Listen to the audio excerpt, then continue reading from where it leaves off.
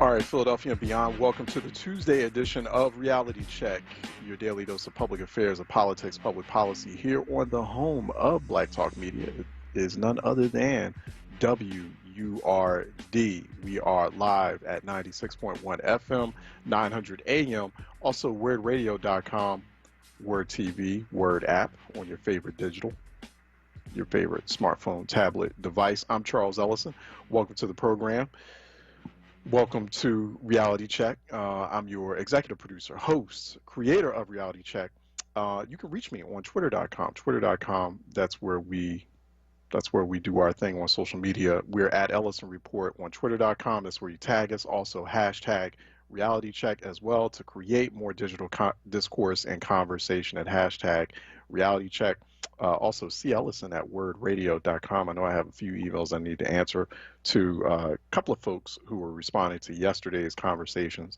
Definitely appreciate those conversations as well. Appreciate everyone listening in. At the top of this 10 o'clock hour, obviously got a lot to do this Tuesday edition, a lot of ground to cover. We will do that absolutely for you. Hoping everyone is keeping cool. It is now 89 degrees in Philadelphia. Yesterday at this time we opened up the show was 88 degrees. Now it's 89 degrees today. It's about 51% humidity. We're expecting a high of 92 degrees. That's just the actual temperature, but then when you put that heat index in there, particularly with the humidity, we have another extreme heat code red day in Philadelphia. The heat wave persists.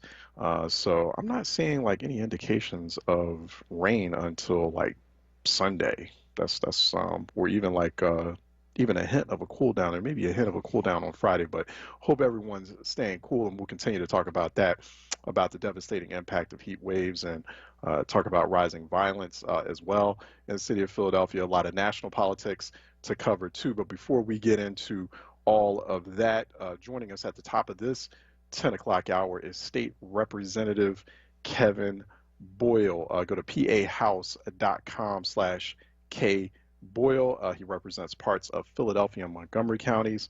Also, he was jointly leading a hearing with City Councilman Curtis Jones. It was a public hearing last week about voting processes in Pennsylvania, but more specifically in Philadelphia, concerns about that, about some of the challenges and changes to the voting process system as we're heading up on the most life and death consequential election ever in American history. And Philadelphia is going to play a very prominent role or critical role in that election. State Representative Kevin Boyle is joining us, and he's joining us by phone. Also, phone lines are open in case you have questions. If you have questions for the state representative, you happen to be in his district, but if you have questions about this topic, 215-634-8065, 866-361-0900 here on Reality Check. Representative, how are you doing, sir? Can you hear us? I'm doing very good. How do I sound? All right, you sound good. Sound good. We appreciate it. Appreciate your time. Thanks so much. Finally, got a hold of you. How did that hearing go last week? That was last Tuesday.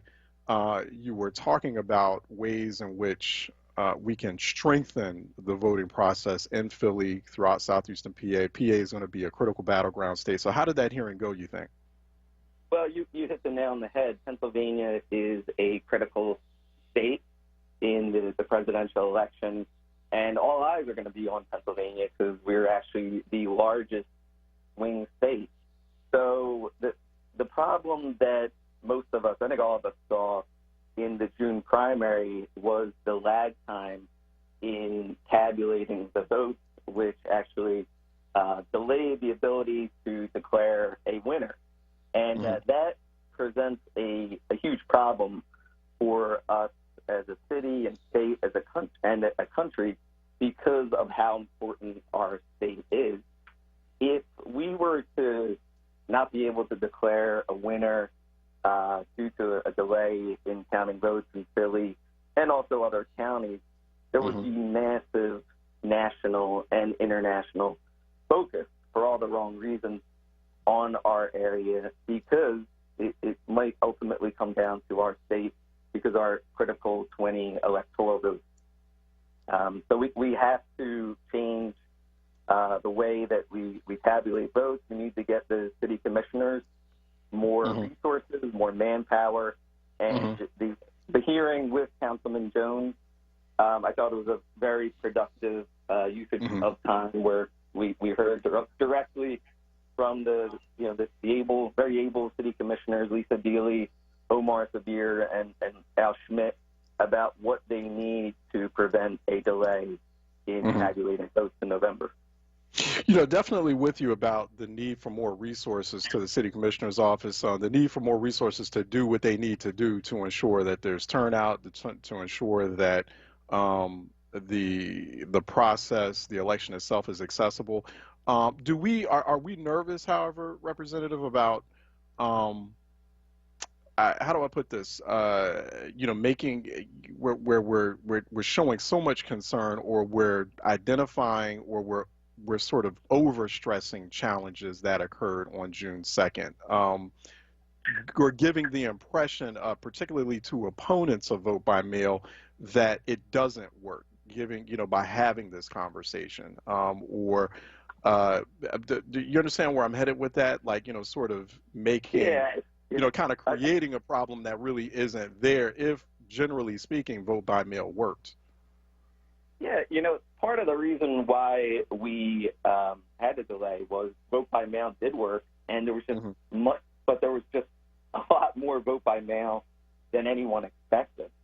The June primary really saw a very surprising number of people participate because there were not that many competitive elections, but people felt very compelled to come out and vote. I think it was the combination of COVID-19, the outrage over George Floyd's murder. I think all of that just combined into causing a much higher turnout than anyone was really, frankly, prepared for. But go ahead. Vote by mail, I think you're hitting upon the demonization that President Donald Trump has tried with the vote by mail process. There's absolutely nothing wrong with vote by mail. It is not corrupt. Actually, Trump and Mike Pence and multiple family members of theirs actually utilized vote by mail in this primary election. So they're being entirely hypocritical in relation to their opposition in relation to vote by mail. Is it a matter of of also, kind of resetting expectations about when people should expect the announcement of a result, right?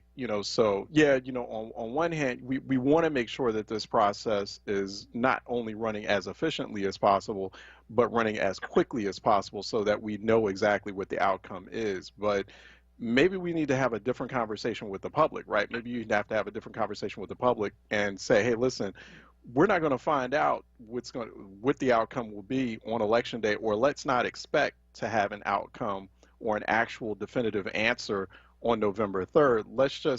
Let's kind of reset expectations here. Everyone be patient. Sometimes I find that can be a problem with elections. Like even when major media organizations, whether it's AP or NBC or whomever else, call elections before all the votes are counted. It's just like this very impatient kind of dynamic that we're dealing with when we're just trying to run elections in an efficient and orderly manner. I hear you. I think that's a very valid and legitimate point of view, but I do think that we need to move in the direction of counting votes as soon as possible, because if we don't, there's a real political problem if we don't have a winner on election night, because it reflects the political demographics of the state of Pennsylvania. What we saw in the primary was rural areas in central Pennsylvania, northeastern Pennsylvania, northwestern Pennsylvania, and most of the Southwest. They all came up with their vote totals on election night. Meanwhile, we in Philadelphia and some of the suburban counties, we were slower. If that were to continue into the November election, what would happen? And we really need to avoid this. Trump would election night, and he might even be ahead by a good amount. And then it wouldn't be until days later when we in the city of Philadelphia and some of the suburban counties begin to tabulate our votes, where you would see Biden prevail over Trump. And I think just the appearance of that would not be good for us, Philadelphians and Pennsylvanians and Americans. Got it. We don't want to end up like Broward County in circa 2000 in that election, Bush v. Gore. No, I hear that could be right. Exactly. Do you have a lot of confidence in the city commissioner's office in Philadelphia and also the Board of Elections in Montgomery County? Do you have a lot of confidence that they're prepared for, that they're ramping up the way they should be for this election? I do, and I talked to Lisa Dealey, Omar Sabir, Al Schmidt, and also Ken Lawrence in Montgomery County, and they all get the problem. We're all on the same page, and we all want to fix it. And the good part of the hearing last week was they were pretty clear in what they need. There are other states that have the same system that we now do, but they have much more manpower, resources, office space to tabulate votes the day of the election. So that's really what the city and state need, and also the federal government can help too with expenditure of money. We need to help the commissioners do their job in relation to this. If you're just now tuning in, we're talking with Pennsylvania State Representative Kevin Boyle. He's also Democratic chairman of the PA House State Government Committee. He's ranking Democratic member on the House State Government Committee for the Pennsylvania State Legislature. He represents parts of Philadelphia and Montgomery counties. Go to pahouse.com/kboyle. That's pahouse.com/kboyle. Represents the 172nd district or legislative district in the Commonwealth of Pennsylvania. He's joining us here on Reality Check. We're talking about voting processes. Should we open more polling precincts throughout the city of Philadelphia? I feel like that's a damned if you do, damned if you don't conversation, right? So there are a lot of folks who will call into a program like this, and they're a bit either perplexed or vexed. They want more polling precincts open, but then on the flip side of that, they don't want to get infected. They're scared of venturing into a polling place or a crowded polling place on November 3rd and increasing their chance of getting infected by coronavirus. So where are we on that? I mean, should we just open up and just make sure that those locations are as safe and secure as possible?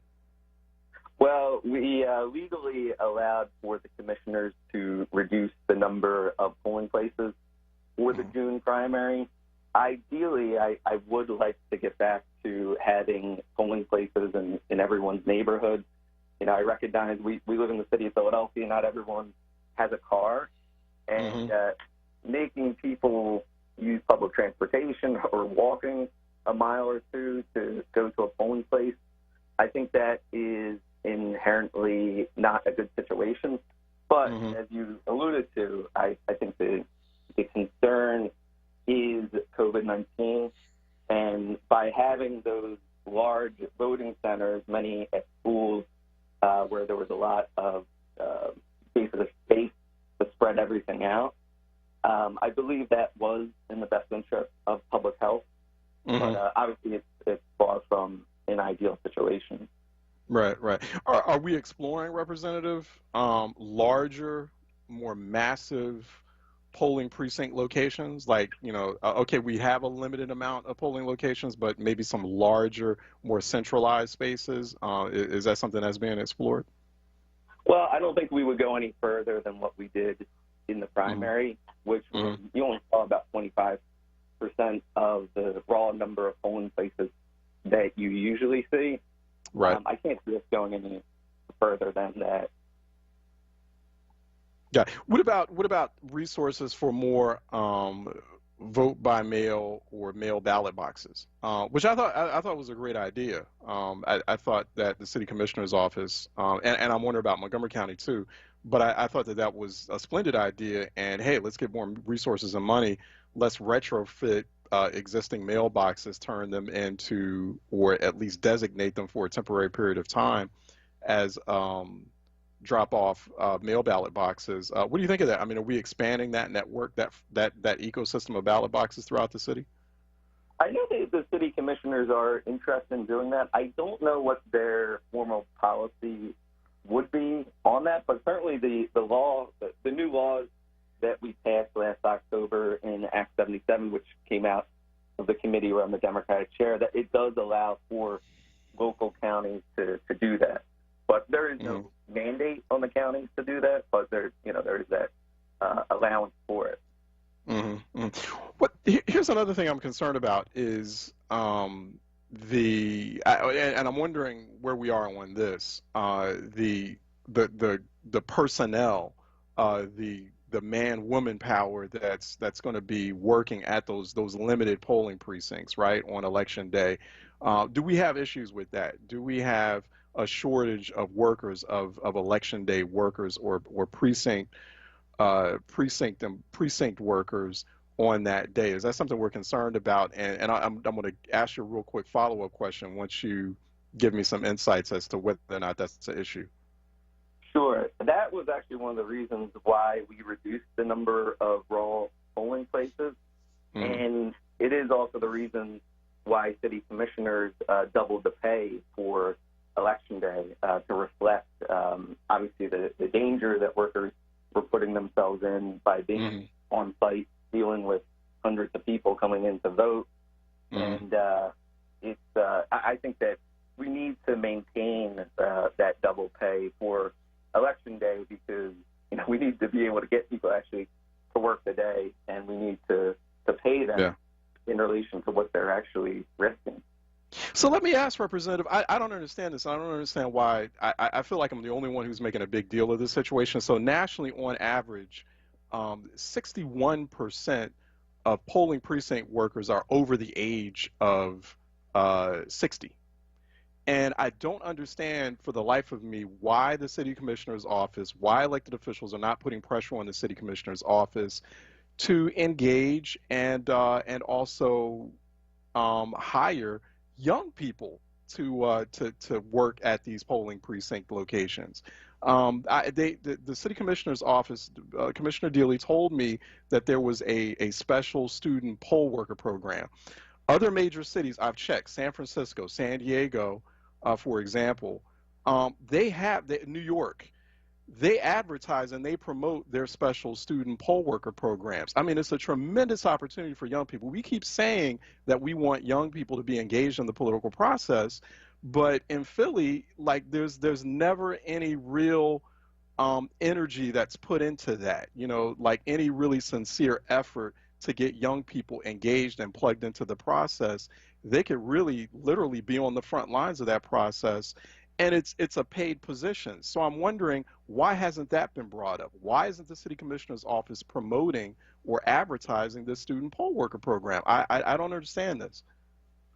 Well, I did talk to the commissioners back in the spring about this topic, and they made it clear that they were heavily recruiting college students to try to be poll workers. And they also said that there is just a challenge to get young people to work that day. It's a very long day. It's about 14 hours. It's pretty meticulous and monotonous. And it's, they say they repeatedly try, and they've just been unsuccessful. Yeah, that's unfortunate. I think it's a real try. What about high school age students? Well, I mean, using that for extra credit. So at high school age, where does it start? Does it start at 16, 17? I'm not getting a lot of clarity on that. Yeah, I'm actually unclear if someone needs to be 18 or not to work a poll. Right. I think having some familiarity with the process of voting helps, because there are decisions that need to be made on site. Yet I think it would be helpful if it were people 18 or older rather than people in their mid-teens. Yeah, I noticed that was a big issue. National conference of state legislatures, they actually did a big analysis on that. It's a major issue nationwide. We have so many elderly, and it's no disrespect to our elders and like the older people, our seniors who work at polling precincts, but because we're in a pandemic and it's an increased, elevated public health risk for them, and they have concerns, and so people are not showing up to work at these precincts. Okay, well, let's bring in young people to augment that. Especially since even before the pandemic, we had a crisis of a shortage of polling workers and younger polling workers at that. So I hope we can do some big follow up on that. We've been talking with State Representative Kevin Boyle. He represents the 172nd legislative district for the Commonwealth of Pennsylvania. Go to pahouse.com/kboyle. He's at Rep Kevin Boyle on Twitter, on social media as well. And he's given us a little bit of his time here on Reality Check this morning. Representative, thanks for your time. Really appreciate it. Thank you. It was an honor to be on your show. All right, good. We'll talk again. Take care. Okay, let's take a break. And when we come back on the other side, we'll have, speaking of young people, speaking of students, we will have Marche Doss from Los Angeles Unified School District. We had to reschedule her from last week, but she's a Black Lives Matter activist, high school student out there in Los Angeles, and we're going to talk about Black students in schools, Black students in public schools, and some of the challenges, equity challenges that they have to face. So we get a little bit of perspective from the West Coast. Coming up next here on Reality Check, 96.1 FM, 900 AM, 96.1 FM, 900 AM. Yeah, wordradio.com, Word TV, Word app. Stay tuned. We'll be right back. If you want to start your morning with mindfulness, motivation, and inspiration, tune in to Daybreak with me, Helana, here on WURD Radio, Monday through Friday from 6 to 7 a.m. I'm a health and wellness coach with over 15 years experience helping people to transform their lives. On the show, we talk health and wellness 360, from getting your mind right to getting your money right. So let's rise and shine together right here on WURDradio.com, 96.1 FM, 900 on your AM dial on Daybreak every morning. This message is from the Philadelphia Department of Public Health. COVID-19 is still a threat in our communities, but we can all do something simple to help stop the spread. It's critically important to wear a mask or face covering whenever you're in public or around others. Yes, even while social distancing. Wearing a mask shows you care for yourself and your community and is essential to slowing the spread of COVID-19. So love yourself, love your neighbors, wear a mask. Word Radio, 96.1 FM and 900 AM, WURD. This is not a fad for us. We will not resume our regular programming when things die down. We're not black to help our bottom line or because it's politically correct. We're not joining a fight. This has been our fight, our message, our people. Black lives have always mattered here. We are Undeniably, indefatigably, unapologetically, permanently Black Talk Media. WURD. Reality Check with Charles Ellison right now on Word Radio and wordradio.com. Okay, we're back at it here on the Tuesday edition of Reality Check. Obviously, you're listening in the greater Philly, Delaware Valley area on 96.1 FM, 900 AM, wordradio.com for our very robust live stream on our website, wrdradio.com, and Word TV. Those of you listening in through our Facebook live session on Word TV, thank you. Good morning to you. Good morning to Shirley J. Carter, Howard Harris. Yes, thank you. Thank you for the compliment on the T-shirt. I like this T-shirt too. And thank you everyone for watching us and viewing us on Word TV at Facebook Live and also at YouTube.com/onWord as well. Once again, we are at Ellison Report on Twitter.com #RealityCheck for more of that social media conversation. Also, good morning to you, Shalata Sankofa and Gary Bryant. Good morning to you all, and Mamie Wilkerson. Thank you. Mamie Wilkerson commenting just a bunch of lies about getting young people to work the polls. So I'm not seeing a whole lot of heavy recruitment of young people going on as far as getting them involved in this election. That's one real surefire way to get them motivated and get them engaged in a major election like this is to hire them as poll workers. I'm not seeing that effort. Maybe I'm missing something. Feel free, folks, to chime in a little bit later on. and tell me maybe you see something I'm not seeing. But I'm not seeing that heavy recruitment, that aggressive recruitment of young people to get them involved in important functions like having them become polling precinct workers. I'm just not seeing. I don't see it on the Philly City Commissioner's website. So I hope State Representative Kevin Boyle and others are going to follow up on that, and I'm going to continue asking about it as well, because we keep saying we want young people involved. That's what we keep saying.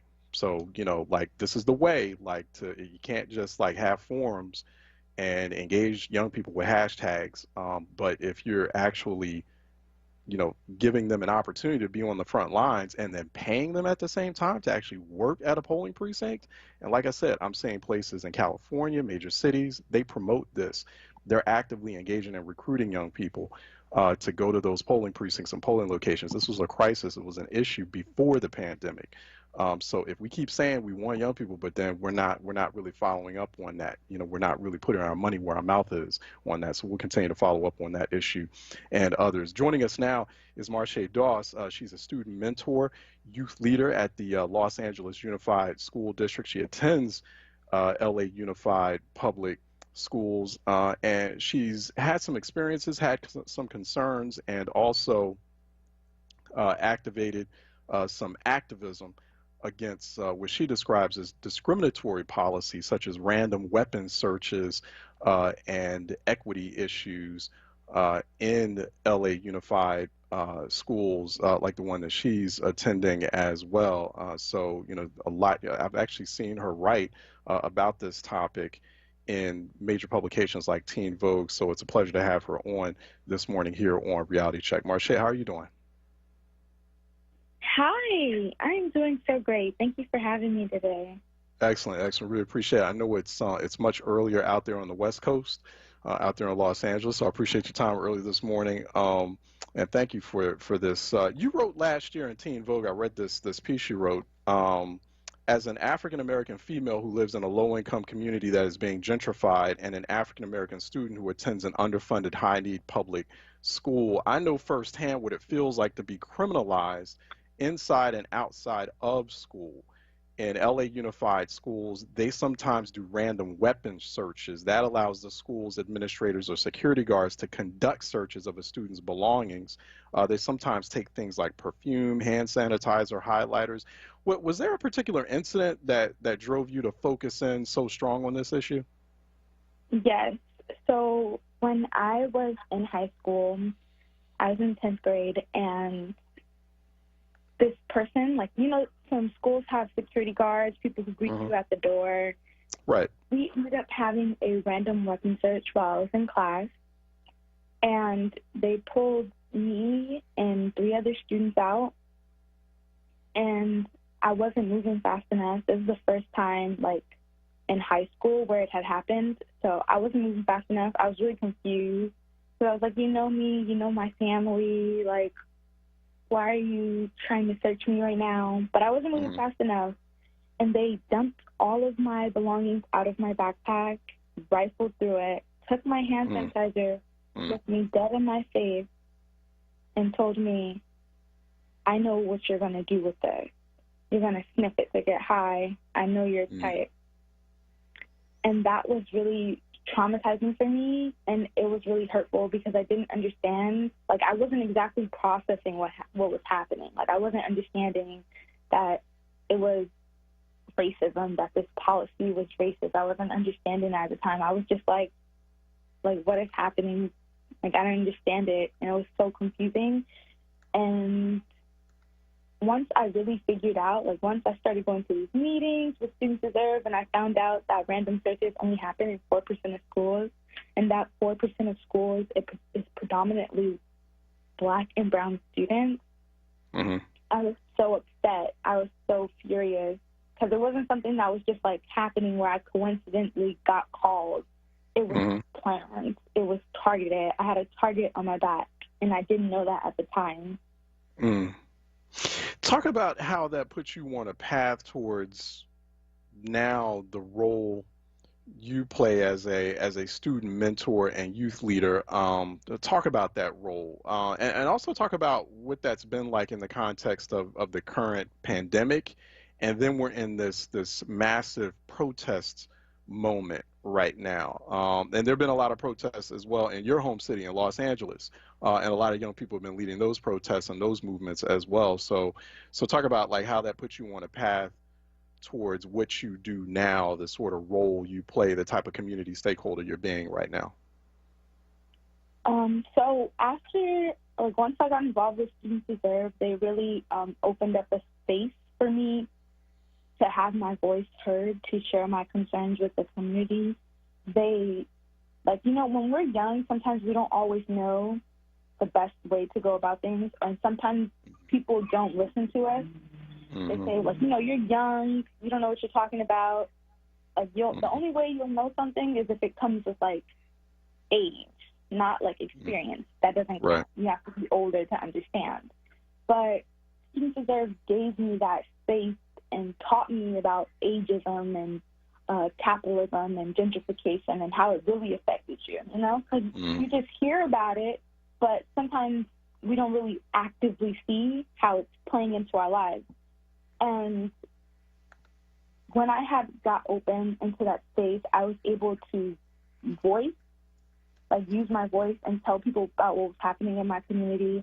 And that led to educating my peers and doing a lot of, like, what's the proper term for it? I did a lot of community public education, to do political education to our community, and, like, blanketing our schools and telling my friends about it and trying to get them to, like, come on, just, like, come to a meeting, check it out. And there were some people who was like, I'm going to graduate, it doesn't affect me. And there were some people who, like, you know, were receptive to the idea, but there was definitely a lot of pushback. And there was times where sometimes people will argue, like, so bad, where you feel like, well, I don't even know, like, what am I doing this for if no one is, you know, even, like, listening to me? If every time I tell somebody something, they're telling me I'm too young, like, what's the point? But I have a younger sister. She's 12 years old, and that's, like, you know, that's who I'm doing it for future generations of children.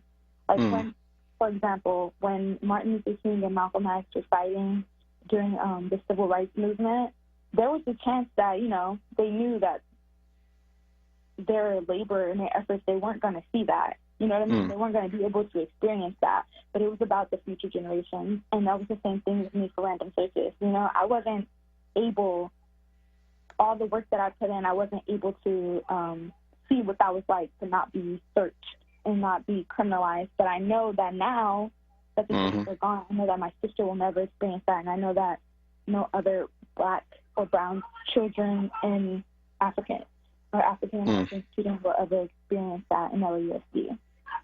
You know, I know that Black students, and I'm sure you're aware of the statistics as well, Marche. Black students generally are 4 to 5 times more likely to find themselves suspended or expelled from school than their white student counterparts. And we describe that as the school to prison pipeline. And many young people like yourself, I mean, see that unfolding. Either they experience it directly or they see it unfolding before their very eyes every day. Obviously, it's been a different situation because we've been in a pandemic. Schools have been closed down. So it's a historic moment that we're in. But that's been a problem. It's been an ongoing problem for a long time. In your mind, what does that look like? Like, what does that school to prison pipeline look like to you? And how do we eliminate or break that pipeline? Like, what's the framework? What's the solution framework for you as a student, as a young person who's been going through this? So that starts with eliminating all these criminalizing policies. Like, I always tell people that the school system, the prison system, I feel like it wasn't, America was not built for us. The luxury and the lifestyle that is, you know, they say, well, everyone has an equal opportunity, but that's not true, because that equal opportunity that everybody's talking about wasn't created for Black and brown people. They created that system to purposely keep us down. So the only way that you can get rid of the school to prison pipeline is to completely destroy it, to tear the school system down policy by policy and rebuild it up to create the system that includes and actually put forth effort to help Black students. And that was starting with one policy, which was the random searches, and then pepper spraying, and now school police, and so forth. Do you think that the pandemic, the school closures, the lockdowns, this emphasis on remote learning, has that reshaped how a place or a massive city like LA educates its young people? Has that been for the better, or has that been for the worse? Honestly, Honestly, been right. It's been different, definitely, because we're so used to being in front of each other and having these strategizing meetings and bouncing ideas back and forth from each other, and now we do that all online. So, I mean, I guess the portions of the meetings and education would be the same. We're just not in person. But as far as like the actual organizing, now that is a different story, because a lot of people are like, well, there's COVID, I don't want to go to this protest. So maybe the amount of numbers of people that we would have gotten before, we don't get as many. And there's a lot of social media buzz, social media organizers who like post these or tweet and post these posts about Black Lives Matter. But once, as you can see, I'm pretty sure a lot of the protests and outbursts and Instagram feeds have gone back to normal, and it's like no one cares anymore. And it was just like for the hype, and that part is really hard and frustrating. But, we have to continue to do that fight. So it looks a lot differently, and you have to definitely push a lot harder. But it's all like that. Hey, so school administrators in LA might say that they were like forced into the weapon searches, the metal detectors. I know that in LA schools, like some school administrators, they'll point to a series of violent incidents inside the schools since the early 90s. And if there's a breakdown in safety in these schools, then what do you think administrators should do as an alternative? Like, how should they respond to that violence if there is like actual breakdowns in security situations in schools or in those neighborhoods around the schools?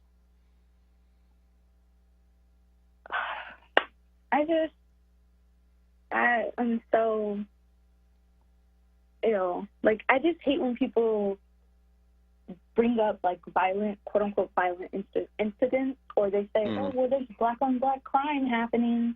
Like, it genuinely bothers me to my core. There's violence happening every day in the Black community over and over again. And that includes the gentrification and kicking people out of their houses and removing houseless people off the streets. All of that is violence. Yet no one even seems to talk about that. They want to talk about gangbangers, and they want to talk about drugs that was actually brought into Black communities. The things that need to happen is they need to stop assuming the worst of Black people. This started like a long time ago.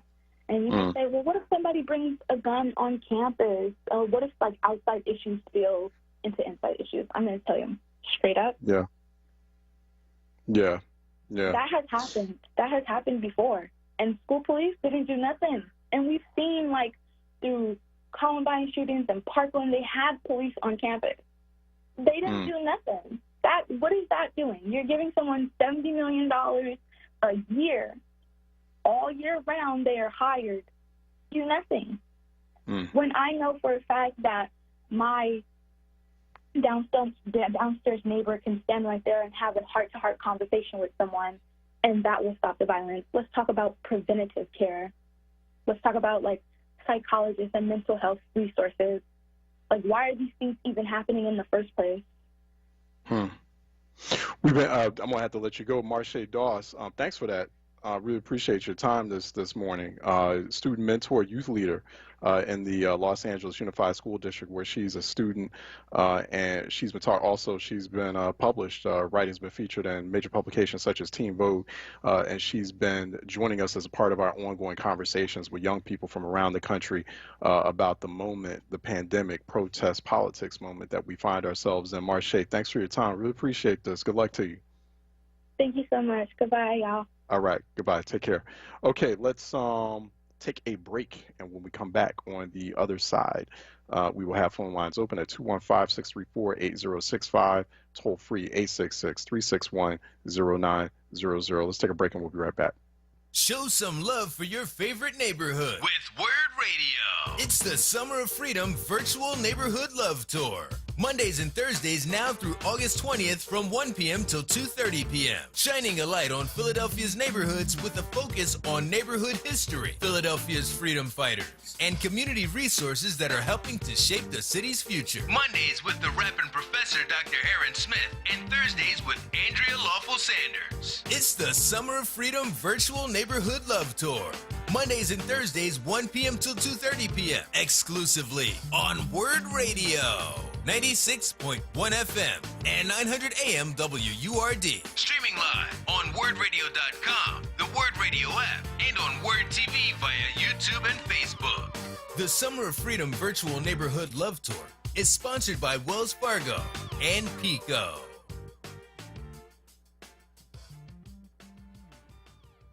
JD's Auto Body and Painting is hiring talent for the following positions. Assembler, preferably 2 to 3 years experience, able to tear down and reassemble all make and model cars. Painter, must have at least 5 years overall painting experience, including experience in water-based paint and able to prep cars for paint jobs. Auto Body Technician, looking for an A or B technician, must have at least 5 years experience repairing cars. Please send your resume to JD's Auto Body and Painting at Comcast.net. That's JDS Auto Body and Painting at Comcast.net, or call 215-848-5949 for more details. JD's Auto Body and Painting is an equal opportunity employer.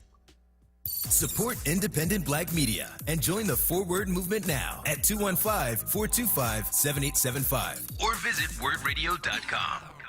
Solutions on Word. Hosted by Dwayne Royster and Amadi Braxton. Solutions on Word. Exploring solutions to national, state, and local issues through the lens of race and gender. Solutions on Word. Fridays 5 p.m. till 7 p.m. exclusively on Word Radio. 96.1 FM and 900 AM WURD. Solutions is sponsored by Power Interfaith Movement, working towards life, liberty, and democracy for all. Reality Check with Charles Ellison right now on Word Radio and wordradio.com. All right, welcome back to Reality Check. Phone lines are open at 215-634-8065. Toll free, it is 866-361-0900. Also, you can leave questions, you can leave comments, feedback. If you happen to have Facebook and you are watching us through Word TV at Facebook Live, go to facebook.com/forward. Definitely, if you have questions during conversations or some of the conversations we're having, feedback, you don't feel like you want to call in, or it's hard, or you can't get through the phones at that time, you can do so through a number of other ways. But one, you can send me an email. A couple of you do. You do send me emails. So I got some emails yesterday from a couple of listeners, and I appreciate that. cellison@wordradio.com. That's one way. Then another way is through facebook.com/forward, particularly when you're watching us on Word TV at Facebook Live, facebook.com/forward. We do get comments. We do get questions, feedback there, and sometimes I'm responding to it throughout the course of the show. Also, you can do that on twitter.com if you happen to use Twitter. And you can tag us at Ellison Report. You can tag me directly, personally, at Ellison Report. Some of you do. Sometimes you'll direct message me, or you'll tweet me. You'll give me a bit of a Twitter shout out at Ellison Report. Also, hashtag Reality Check. Feel free to chime in there. Always appreciate that. And there are, there's a variety of social media, and then once again, the phone lines are typically open at 215-634-8065, 866-361-0900.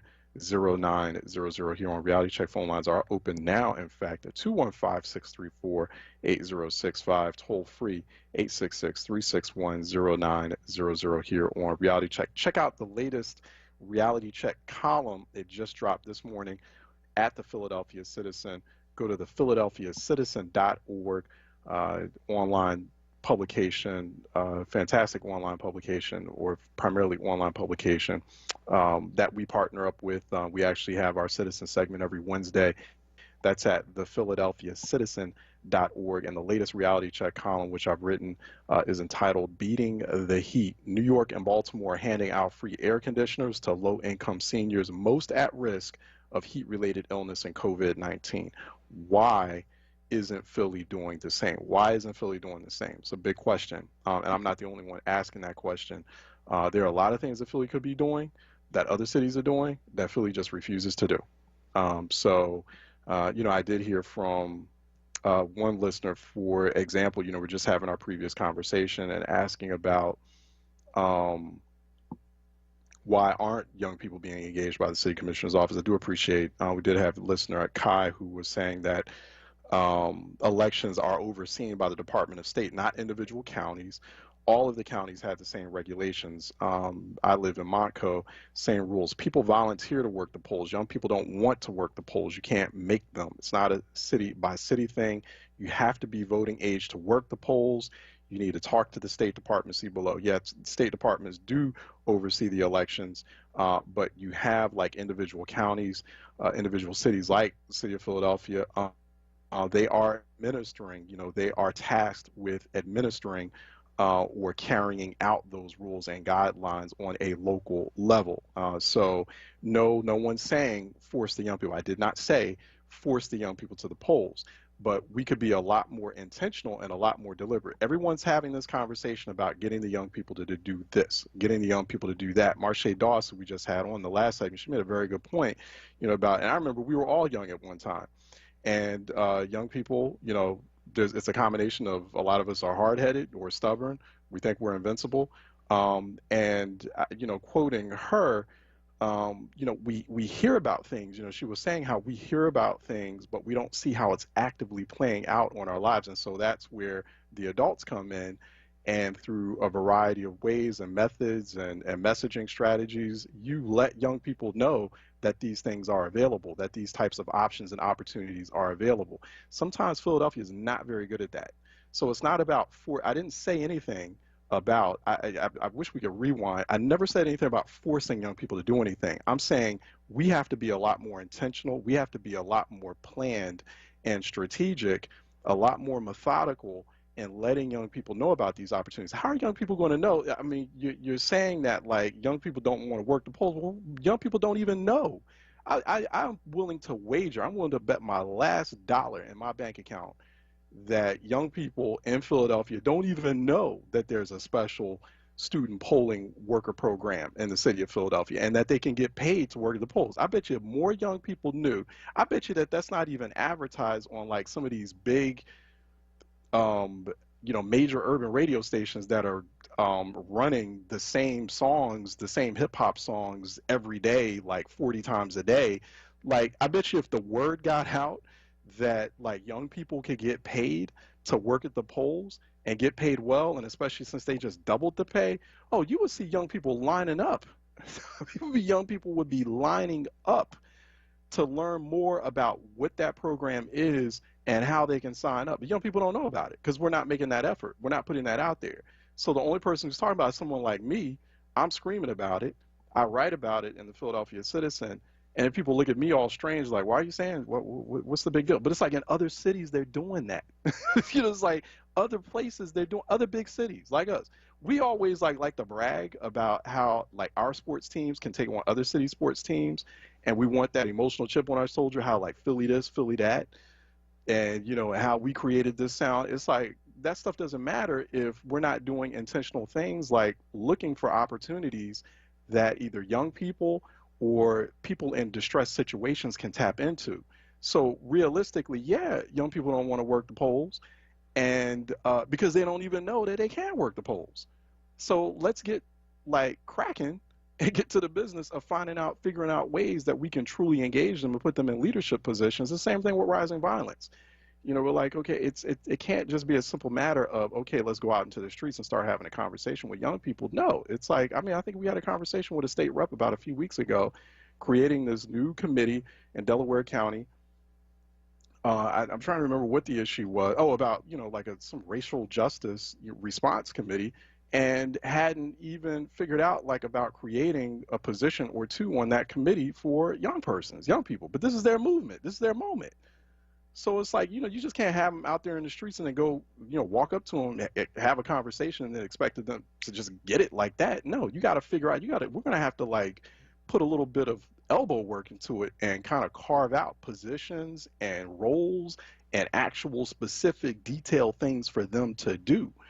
And then you engage them like that. And I've seen that work. You know, I've had to do that. I've had to create like fellowships and internships and different things for young people, very young people to do. And when you task them with specific things to do, and you also point them in the direction of those opportunities, oh, best believe me, they'll jump on it.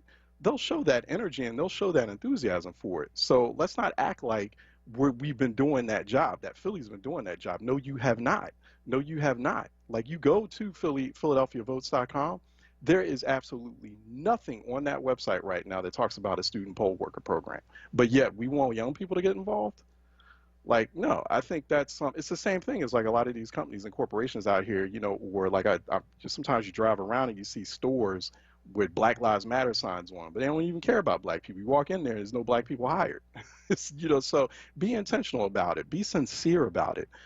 Actually do something. 215-634-8065, toll free. That's all I'm saying. I'm not saying force young people into it. And, you know, I'm sure there's a few situations out there where, like, you know, you get some hard-headed young folk, which happens. You know, maybe you tell them about it and they're like, well, I'm not interested in it. Well, it's like, well, then we're going to have to be a little bit more intentional and a little bit more creative in the messaging to make them understand, to make them get it, that this is an opportunity that's there. But we can't complain about like lack of staffing or staffing shortages at polling precincts. And that's one of the reasons why we're not opening up more polling precincts in Philadelphia. If you're not tapping into available pockets of demographics like younger people, when you had a crisis with that in the first place before the pandemic, you know, you can't complain that you have this problem and you're not actively seeking a solution. That solution is staring you right in the face. 215-634-8065, 866-361-0900 here on Reality Check.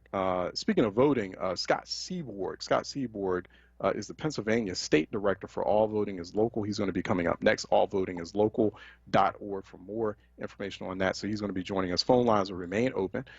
Scott will be fielding questions about voting and vote by mail. I know there's a lot of questions out there. People do have questions about that, so feel free to call in at the top of the 11 o'clock hour.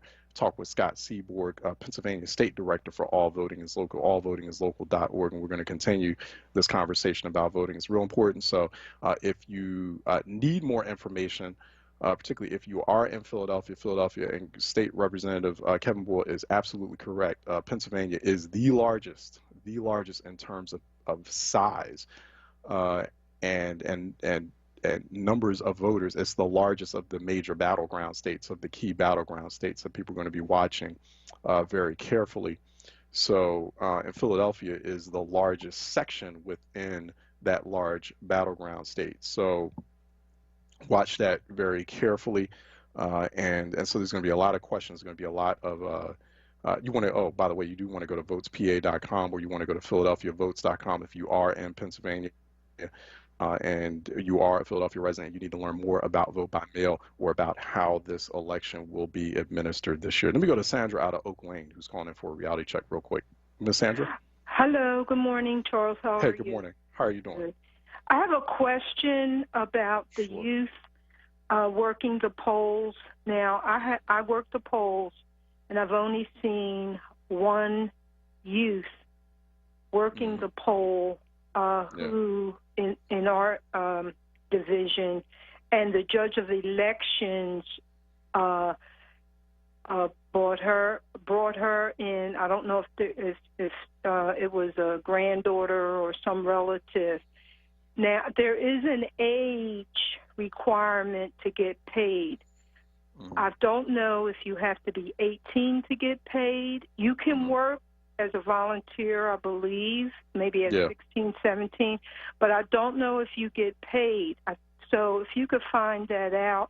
I do know that you have to be at a certain age to actually physically get a check from the election board. Mm-hmm. So you can, be 18, right? You can volunteer, but you won't get paid unless you are of a certain age. I believe it's 18, but I'm not entirely sure. So if you could check on that. I will. I don't know offhand. And I think at some point later on, we will have, I know we'll either have Lisa Dealey back on or we'll have Omar Sabir, and we'll ask that question. So it's like, because I think it's an important question, particularly for a city like Philadelphia, and we need to know like the extent to which young people understand or know how they can get involved on multiple levels as far as voting. I should have asked too, and I think Herman Downing was asking on Facebook Live. I think we're so involved in the issue of the moment where Marche Doss was focusing on. I didn't forgot to ask her like whether or not she's intending on voting or even if she's eligible to vote in this year's elections. So because I think she's 17 if I'm not mistaken, so she may not be voting, but that would have been a good question to ask, and I did forget to do that. But we'll have other young people who are coming on at a later point. But no, thank you so much, Ms. Sandra. It's a good question, and I am being told by Troy Wilmore that Lisa Dealey should be coming on next week, so we're going to ask her. In fact, at the very top of the discussion, I'm just going to ask her about it. Like, what are we doing, and are we being more intentional about that? Okay, let me take a break, and when we come back on the other side, phone lines are open at 215-634-8065, toll-free 866-361-0900. Here on Reality Check, we're going to be talking with Scott Seaborg of All Voting is Local. He's the Pennsylvania State Director. He's going to be coming up next here on Reality Check, 96.1 FM, 900 AM, WordRadio.com, Word TV, Word app. Stay tuned. Be right back. Weather and traffic to keep you informed for your drive home. In the happy hour with Sincerely Sarita. Monday through Thursday, 4 till 7 p.m. Right here on Word Radio. 96.1 FM and 900 AM WURD. Just one more step. You got it. You're doing great. This is the sound of a nationally ranked top rehabilitation hospital. Home to the largest collection of robotics in the United States, where we continually exceed patient expectations. Because no injury is too severe or too minor for our care. There you go. This is the sound of success. Moss Rehab. Challenge accepted. Listen to Laborers Live. We created the weekend. We created the 40-hour work week. We just want enough to feed our family, be able to send our children to college, and let our next generation do better than we did. To people that might have forgot how important unionism is in a country like the United States. People now infringing on our 8-hour workday, trying to work people more than 8 hours without overtime, trying to work people without benefits. In the long run, everybody's getting a fat paycheck except the worker. So this is really a wake-up call for America. The struggle is continuous. Tune in to Laborers Live every Friday from 4 to 5 p.m. Sponsored by LESIT, the Laborers Employers Cooperation Education Trust of the Laborers District Council of Philadelphia and vicinity. Local 332, Sam Staten Jr. Business Manager. Local 57, Esteban Vera Business Manager. Local 135, Dan Woodall Jr. Business Manager. Local 413, James Harper Jr. Business Manager. The Laborers District Council, Ryan Boyer Business Manager, and Tony Staten, Executive Director of LESIT. Lifting every voice till earth and heaven ring. This is Word Radio, 96.1 FM and 900 AM WURD Philadelphia. Black Talk Media. Reality Check with Charles Ellison right now on Word Radio and WordRadio.com. Scott Seaborg is Pennsylvania State Director for All Voting is Local. Go to allvotingislocal.org/state/Pennsylvania for more on what they're doing throughout the state. Allvotingislocal.org also to find out what they're doing in a lot of major battleground states during this election and making sure that the voting franchise is as accessible as possible by the time we get to November 3rd. Phone lines are open if you have questions for Scott. I know a lot of people out there have questions about the voting process and particularly about vote by mail. 215-634-8065, toll free 866-361-0900. Scott, can you hear us? How are you doing, sir, this morning? Oh, I'm doing great, Charles. How are you? All right, hanging in there. And thanks for joining us. Really appreciate it. So, how concerned are you that Pennsylvania is not providing enough resources for a safe and secure election by the time we hit November? Well, I think that is one of the main sort of topics of concern for advocates and counties in the state. We know, with the pandemic, budgets are suffering, but we also know that with the pandemic, it's important that every voter's voice is heard and folks have the opportunity to cast their ballot safely and not have to choose between their health and having their voice heard in this election. And so, I know that the state legislature is going through a process of talking through, are there policy fixes that need to be changed and what resources do counties need to sort of supplement what they've usually been doing with regular elections without Act 77 being passed and the VBM tool. But now that we have this extraordinary volume of vote-by-mail ballots, which is a good thing, especially since they're so secure, counties are needing more resources. And so, we know that it's very important that the state use those HAVA funds and those, pandemic relief funds to supplement what counties need. It's just so important. Yeah. We have actually a listener who's calling in who has a question, Scott. Rebecca out of West Philly is calling in for a reality check in our conversation with Scott Seaborg at All Voting is Local. Rebecca? Yes, good day, and thank you for taking my call. Yes, ma'am. I mailed in my vote for the primary. Mm-hmm. Will I automatically get an application for the ballot? And one of my concerns, too, is about the polling places. Are they going to open more polling places for this election coming up since they're opening everything else? And I agree with you 100% about having younger people involved more so. I think they would jump at the chance to do something like that. It doesn't seem like to me that they're trying to make any efforts for us to get the vote out there. I mean, this is a very important election coming up. And I used to have a polling place in my building for years, and then all of a sudden I had to go all the way to 33rd and Diamond, and I'm over here by City Line. And that's, it's inconvenient. A lot of people in my building didn't even vote.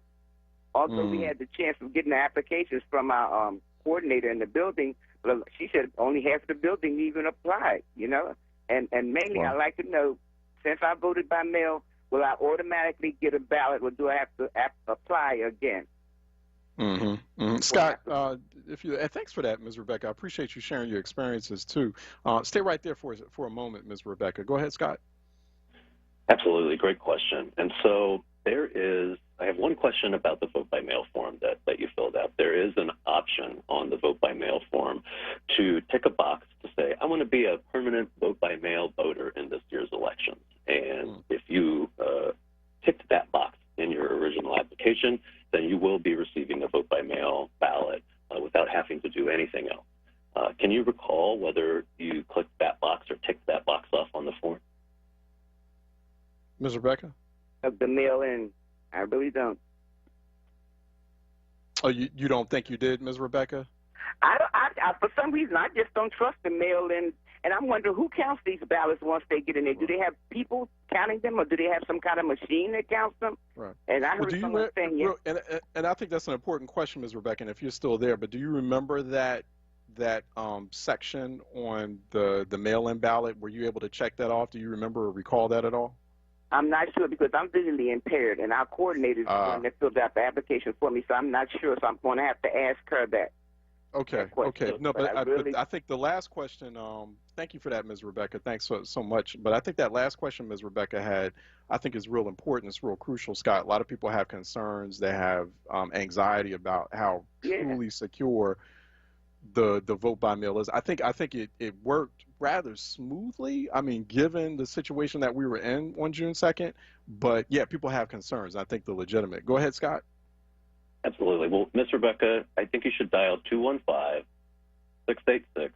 3469, and that is for the Philadelphia County Elections Office, and they'll be able to let you know whether you're already on the list to receive a vote-by-mail ballot in this general election. And the question you raised about sort of who counts these ballots and how does that happen is a great question. And we know that there's lots of concerns out there around election, interference, foreign actors, and the like.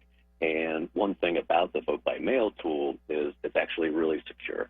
The system by which the ballots get counted are county by county, and each county is responsible for sort of maintaining a sort of legal possession of those ballots from when they're submitted up until when they're counted. And that is the same process used for paper ballots that folks cast in person.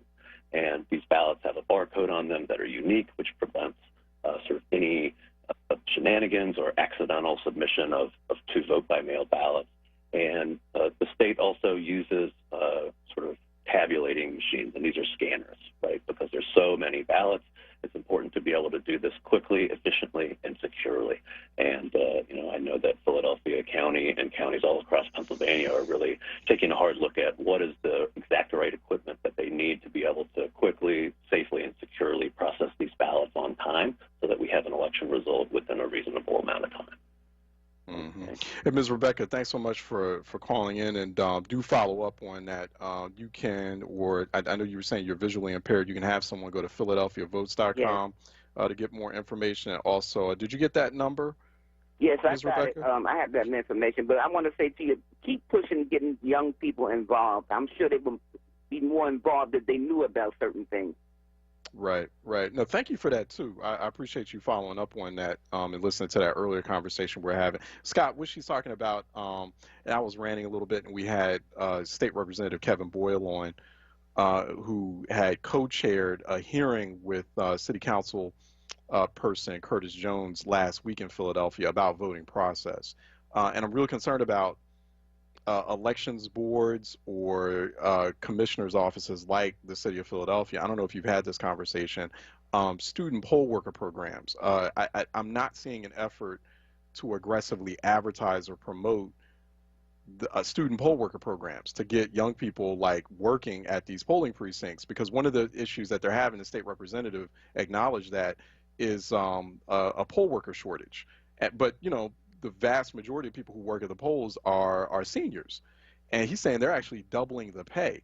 And so I don't think young people know that that option is actually on the table, that opportunity is out there. I think if more young people knew about it, they'd be signing up for it. I don't know, what have you been hearing about that? I know that folks in the advocacy community and the voting rights space understand that if we don't have enough poll workers, regardless of how many polling places we'd like to have open, it's going to be very difficult, right? And it's going to prevent free and fair elections. And so, I think a couple things are important. One, we need a sort of policy change that will allow poll workers to work at any polling site within their county, right? Right now it needs to be, or you have to be in your home precinct to be able to work in that precinct polling place. And that's going to be a really important dynamic. And then I know that there, are some efforts out there, namely one called Power to the Polls, which are, really working with state organizations to begin lifting up messages to really promote, come be a poll worker, if it's in your heart to, get out there and help this election run smoothly, help people get their voice heard, and many people feel that way, then definitely, we want folks to sign up, and that's an effort that is getting underway, and I wish it had already been happening, but I believe we'll see a lot of advertising around, the Philadelphia area for poll workers relatively soon. Okay, yeah. I think it's something definitely to follow up on, because we're not, even when we go to the Philly City Commissioner's website, there's nothing there about the student poll worker or the young people, a special poll worker program. Now, the commissioner, Lisa Dealey, did tell us this was about a month ago, I think it was a month back, where she was saying, we do have a special student poll worker program. We've had it for some time. Like, well, no one knows. Like, it's not being advertised at all. I checked on the website. Maybe I missed it. Maybe there's a page that I missed, but I haven't seen it. And, even doing a Google search. So I think that that's real important, and making sure that word gets out. We're talking with Scott Seaborg, who is Pennsylvania State Director of All Voting is Local. Go to allvotingislocal.org for more information on what they're doing, the states that they're active in, and what they're doing in Pennsylvania. Phone lines are open in case you have a question for Scott. 215-634-8065, 866-361-0900 here on Reality Check. What does that safe and secure election framework look like to you, Scott? So there's a lot of tension and a lot of back and forth over whether or not to open polling precincts. And I feel like it's a bit of damned if you do, damned if you don't, right? Like, people want polling locations open, but on the other hand, they're scared of getting infected if they're in, potentially crowded locations on November 3rd. So what's the ideal answer here? Well, I think that, one thing we have to take into consideration is that, the pandemic is changing sort of the ground we walk on in our communities, and economically, and in our civic life all the time. And that's a problem. And I think that we learned a big lesson in Philadelphia, which was, even by postponing the primary, there still was a very hard, people had a hard time recruiting enough poll workers, right? And so we have this vote by mail tool. It's a way to, safely and securely cast your ballot. And we also know that a lot of folks are just not interested in using the vote by mail tool for whatever reason. And, at that point, as advocates for civil rights and voting rights, we also know we need to have as many in-person polling places open as possible, right? And part of that is actually to avoid the massive crowding that, we've seen around the country and in some polling places in Philadelphia in the primary. And, I know that, I attended the city council meeting on Zoom as well with the commissioners, and I know that, their plan is to go back to, somewhere near the level that we had. I know that one thing that Commissioner Dealey said is there's already 400 polling places secure from the general election in 2016 locations. And so I think we're on the right path. And I think that, folks should really consider, what it means to them to be a poll worker. And if that's an experience that they're interested in pursuing, we know a lot more about the pandemic now. We know how to stay safe and socially distant. And the more polling places we have open, despite having this really great, safe, secure tool that, Pennsylvania voters are pretty much just learning about for the first time this year, the more polling places we have open, the better. And I think that's the way for safety and security to happen in this election for the vote. What I'm kind of hearing from you, Scott, and also what I was also hearing from earlier on from State Representative Kevin Boyle was that there's a real serious poll worker shortage problem. And so I'm assuming here, if we get this poll worker situation worked out, where we no longer have a dearth of poll workers, we can sufficiently staff and manage these limited polling precincts. That even if we don't get enough poll workers hired by the time we get to November 3rd. I mean, we have to do that before November 3rd because we got to get people properly trained, right? We're going to have some serious problems with even the limited polling precincts or polling locations we have. Is that what I'm sensing there, Scott? I think that if we go back down to 177 polling locations, which is an average of 6,100 and some voters per precinct, that's just too many, right?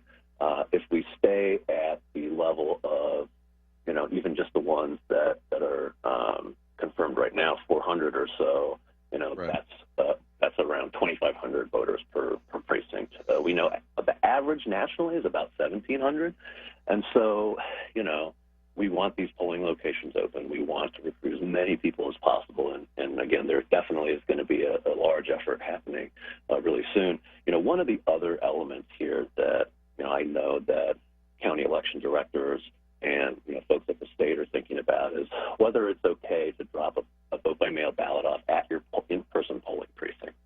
Right? This would mean that folks who wanted to vote by mail would be able to get their ballots, and maybe they don't exactly feel great about dropping that in the mail or a secure drop box, walking down to their polling place, going in a wheelchair, getting a ride, being able to show up there and hand your ballot off to a judge of elections. It's just about the most secure thing you can do with that ballot. And in order to prevent long lines and more people wanting to really, feel that in-person security of delivering their ballot or marking their ballot in person, I think that's a really important element to keeping folks out of line and keeping them out of the line to vote, I should say, and keeping them socially distant and safe as they work to get their voices. Yeah. I think it's real. I think it's real important too, Scott. I think you wanted something there. We have to be real clear about how this is going to be a multimodal election, right? It's going to be one. First of all, it's not going to be an election day. It's going to be an election month, right? So, to me, it's like in my head, I'm visualizing kind of 4 modes or 4 ways of voting by the time we get into the general election phase. I mean, one, it's not election day, it's election month. And I'm actually seeing kind of an infographic, like a flyer that someone creates or some kind of PSA, and they're just putting it all over cities like Philadelphia and Pennsylvania. One, it's election month, y'all, and election month starts now. All right? Like, and that includes, basically like requesting your mail-in ballot if you don't know if you have already, or call your local election office or whatever. So that's one. Two, we're going to have X number of polling precincts open, limited polling precincts open. You can do that, but vote by mail, and then, or like take your ballot straight to your election board, right? To whatever, and here's the addresses that you can just in person hand it off to an election. Am I correct? I mean, it's like those 4 kind of visually, it's like we're going to have to be crystal clear to people. This is a multimodal election. These are the 4 different ways. I might be missing the 5th or 6th, but these are the 4 primary different ways that you can vote during this month of an election. Yeah, absolutely. And, one of the things that I heard the commissioners sort of talking about, and I think some of this has to do with whether the state is able to adequately fund Philadelphia's elections, have to do with sort of early voting and vote by mail in-person sites. Now, this is a new thing also from Act 77, and it's not exactly an in-person polling site, early vote where you can kind of walk in and get the ballot that you would get in person and fill that out. But in fact, you're able to go and essentially apply for a vote by mail ballot, get it in person, fill it out, and turn it in back to that early voting site all at the same time. And it also gives us the opportunity to go and get a replacement ballot, right? There were plenty of folks who, for whatever reason, USPS, protest uprising, pandemic, shortage of work, or shortage of folks being able to work, where folks, if they had a problem with their ballot or it got damaged in some way, were having a really difficult time getting through to the commissioner's office to have that replaced. And this is a tool that, if we're able to stand this up in Philadelphia, really will offer folks more options and I think more sort of peace of mind around their vote by mail experience. Got it. We have another question, comment from Jay out of West Oak Lane, who's calling for a reality check. Jay? Good morning, Charles. How are you? Good morning. How are you doing? I want to know, okay, my daughter filled out a mail-in ballot. We both did. They got mine, but they didn't get hers. Now, she filled out a second one and mailed it in. Now, how can we, who do you call to find out whether they received it? Mm-hmm. Because I called the City Hall, the 686 number, and I forgot the last 4 digits. And the guy said, well, we don't know anything about that. Oh, really? Oh, so Yeah, you called the city commissioner's office and they're talking about they don't know? That's what the guy said. He said, well, we couldn't tell you whether, the ballot was received, the mail-in, ballot. All right. Yeah. Scott, anyone out there listening, and especially if you're in the city commissioner's office, please get your customer service game, on point, please. Thank you. The stakes are just too high for people to be lax. If you don't want to work at the city commissioner's office and you want to be lax fielding phone calls from people, and you don't understand how high stakes this is for Philly, for Pennsylvania, for the nation, for the planet, then quit your job. Don't work there anymore, straight up, and give it to someone who understands the severity, the magnitude of the moment. I'm not being funny when I say that. That just so irks me. If there is a case of bad, and people call in, if you're calling the city commissioner's office and you're getting bad customer service, I'm being real serious about this. I'm going to be very hardline about this. This is not the election to play with. So everyone has to be on point spot. If you are in that position, you have that kind of job, you got to do it correctly at all times. You got to provide premier customer service when people are calling in and having questions about their ballots. I'm sorry, Scott, I'll give you about another minute here. I got another minute. Go ahead. No problem. Yeah, and that number is 215-686-3469. And, I would hope that the commissioners would be able to respond there. And, again, I think this is just another reason why these early vote centers, that are sort of on the table right now and being discussed are so important for Philadelphia because, again, this is a new tool. We know it's secure, and we have to be able to reach out to folks and communicate with them about sort of exactly what's going on, what the status of their ballots are, and sort of make sure that they're feeling that security as well. Exactly. I mean, it's just so important. Scott, I got to let you go. Scott Seaboard is Pennsylvania State Director for All Voting is Local. Always a pleasure to have him on. allvotingislocal.org for more information.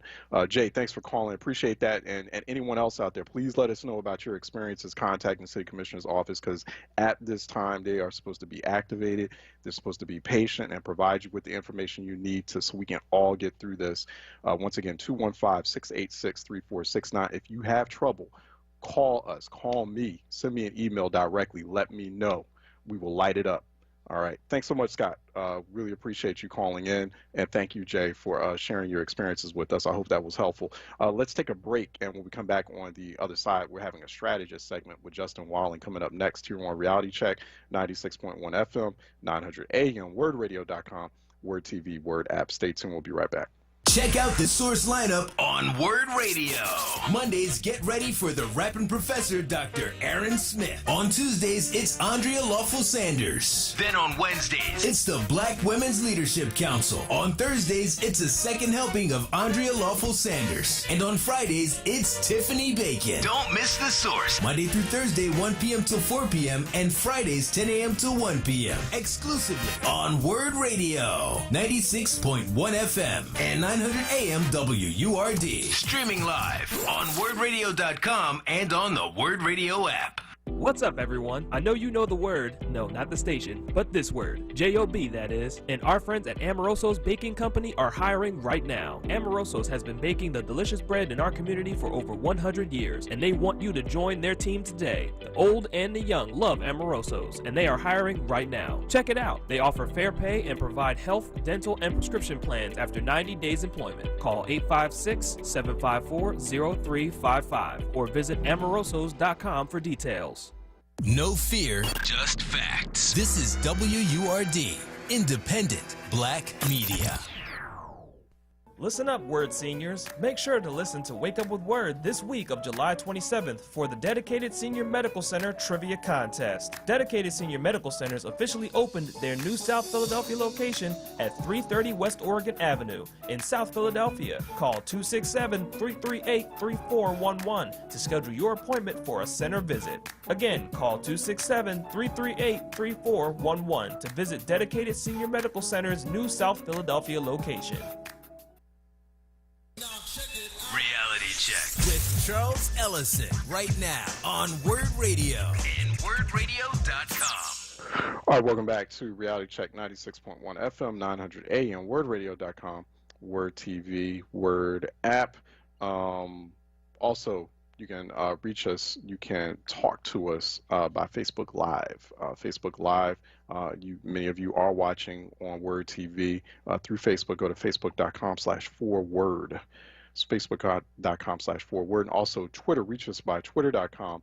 You can tag me at Ellison Report. Joining us now is Justin Wallen. He is president, CEO of J. Wallen Opinion Research. Go to jwallen.com for more information. He's also a frequent contributor here on Reality Check WURD, joining us for our strategist segment. You can also find him on social media at Justin Wallen 1, at Justin Wallen number 1 on social media, where he's engaged. He's joining us now by phone. Justin, how are you doing, sir? Excellent. How are you, Charles? All right, hanging in there. So, real curious to kind of get your thoughts about. I did want to ask you. Attorney General William Barr is actually. I think they're just starting a hearing. He's before the House Judiciary Committee, offering comments, offering testimony on the federal government's response to protests in major cities like Portland and the use of federal agents in very suspect and very alarming ways in those cities, and cities like that's happening now, that's unfolding now in places like Portland and Seattle, the president threatening to deploy troops elsewhere. What's the political effect, Justin? I want to get your real initial kind of thoughts on this, the political effect of the Attorney General, of Trump administration officials, the president himself openly clashing with Congress. How does that serve him politically? What's the benefit in that, you think? That one's tough. It seems like it wouldn't be tough, right? Because when we started the conversation, you mentioned Barr, and I think what most people think of immediately when they think of the protests is what happened right outside the White House, where there were armed men in military uniforms interacting with what were peaceful protesters, and there was a distinction. It was a clear distinction between those people who are peacefully protesting outside the White House in an area that has traditionally been an area of protest and allowable, versus a lot of things that were more distasteful and that had more violence and actually there's arguments on both sides even on the violence, but in general, in terms of what American voters, the bulk of them are looking at, those violent clashes are not something that they have a particular appetite to. That image that was there when the president walked across, and again, military uniformed folks against just regular Americans protesting, that did not do wonders for the president.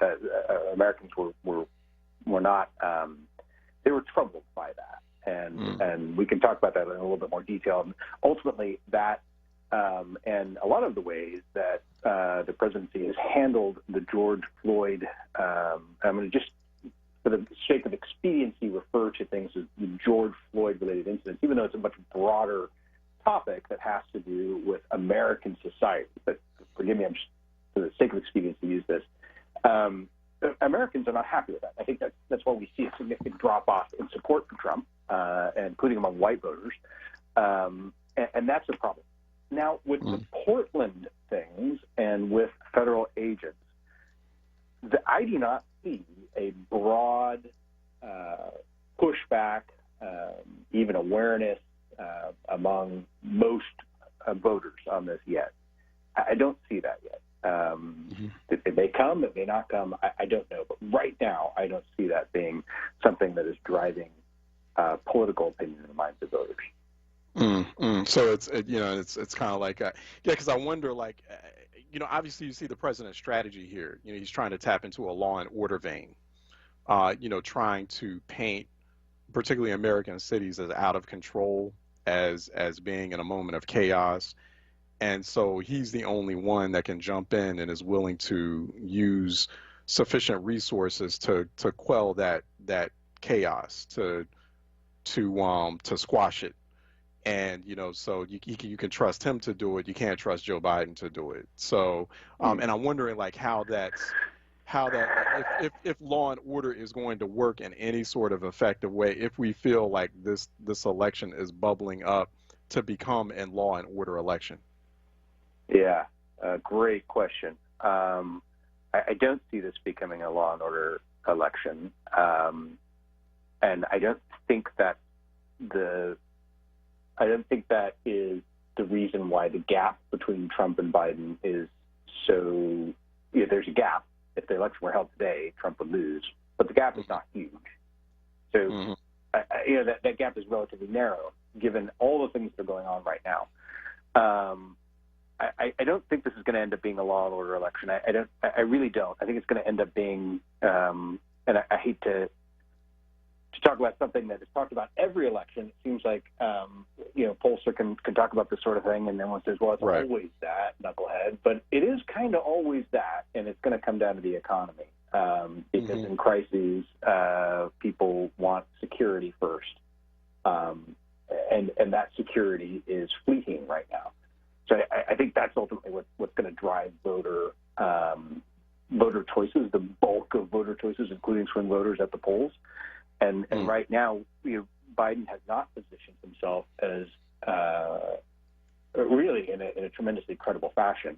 What he has done well is he's positioned himself as having a different perspective to the questions that Americans are asking themselves and again, when I'm talking about this, I'm not talking about there's always a proportion of Americans who are not asking themselves questions and view things in a very stark perspective on either side of the political spectrum. What I'm talking about is that big sea of folks who are somewhere in the middle. You know, that from the 20% on one end to 20% on another, that big delta of 60% of Americans who have a more complex perspective of the world, and who do question themselves, and they question their society and ways to improve it. And I think this spring, as much as COVID has been a massive problem and ultimately will impact the economy, and we will have decisions made based on those impacts, the big thing that has really disturbed Americans is the ramifications of George Floyd's death and how American society responded to that. And I think Americans feel, that 60% feels, that there are questions that are being raised that need to be raised, and Americans need to look at themselves, and we bear scrutiny. And this is a good thing, and it's time for that scrutiny. And I think the lack of acknowledgement of that has been tremendously off-putting for these voters by the Trump administration. I think Justin too, raising an interesting point about this is going to end up being an election on, or referendum on, the economy or on the state of the economy. Voters are judging the current president, judging the incumbent with respect to his performance on the economy or the state of the economy. And in a way, what you're saying there, you know, it's, as the old saying goes, what was it? You know, James Carville, it's the economy, stupid, right? And so it's going to end up being the same exact thing in 2020. And it kind of partly answers like my next question here about white voters, exactly what's going on with white voters. So like, that margin, to me, I'm not comfortable with Biden being ahead by 9 points. There's a lot of commentators and a lot of prognosticators and observers who seem to be. At 9 points, to me, seems slim, especially when you add in like that average few points margin of error. So it's like he's only ahead by like maybe 5 or 6 points. And on average, when you look at all the big national polls, but we're not even talking about the battleground state polls.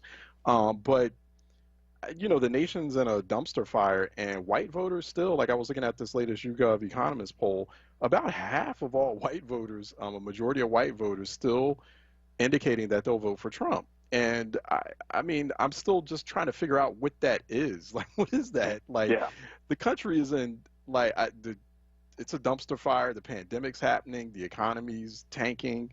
And there are folks out there who still feel he's a decent president. And so what's that all about? Like, what's going on with white voters? Well, or the majority of them? One, you're right. It's not large enough that anyone should feel things are going to skate home. You know, and the way the world is now and the way the world will be in 2 months is very, very different. The problem is lack of a credible alternative. I mean, right now, one thing that I think we shouldn't underestimate is the fury that brought President Trump into the consideration set for voters is the same fury that brought Bernie Sanders into the consideration set for progressive voters. And that fury was people feeling their voices weren't heard, and that the ruling elite in our democratically elected society, we still have a ruling elite. We know that, right? There's still a group of folks who are very, very powerful and in the eyes of voters, and those voters' needs and hopes and fears weren't being addressed. Their lives weren't becoming much better than they were after the economic fall of 2007. A lot of lives got better.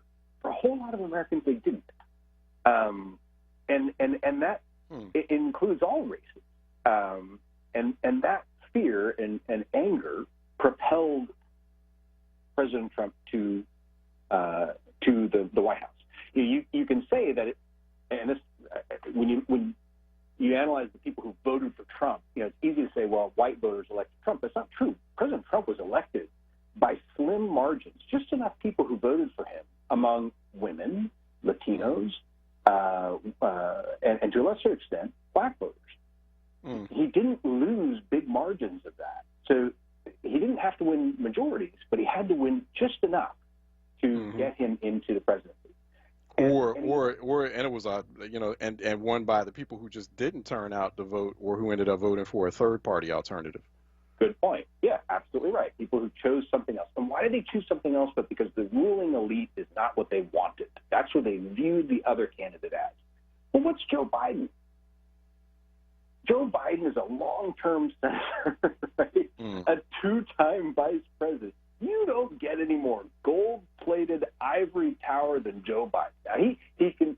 I get his thing. I like Joe Biden as a man. I think he's a good man, and I think he wants to help people. That's irrespective. It doesn't mean anything to these voters.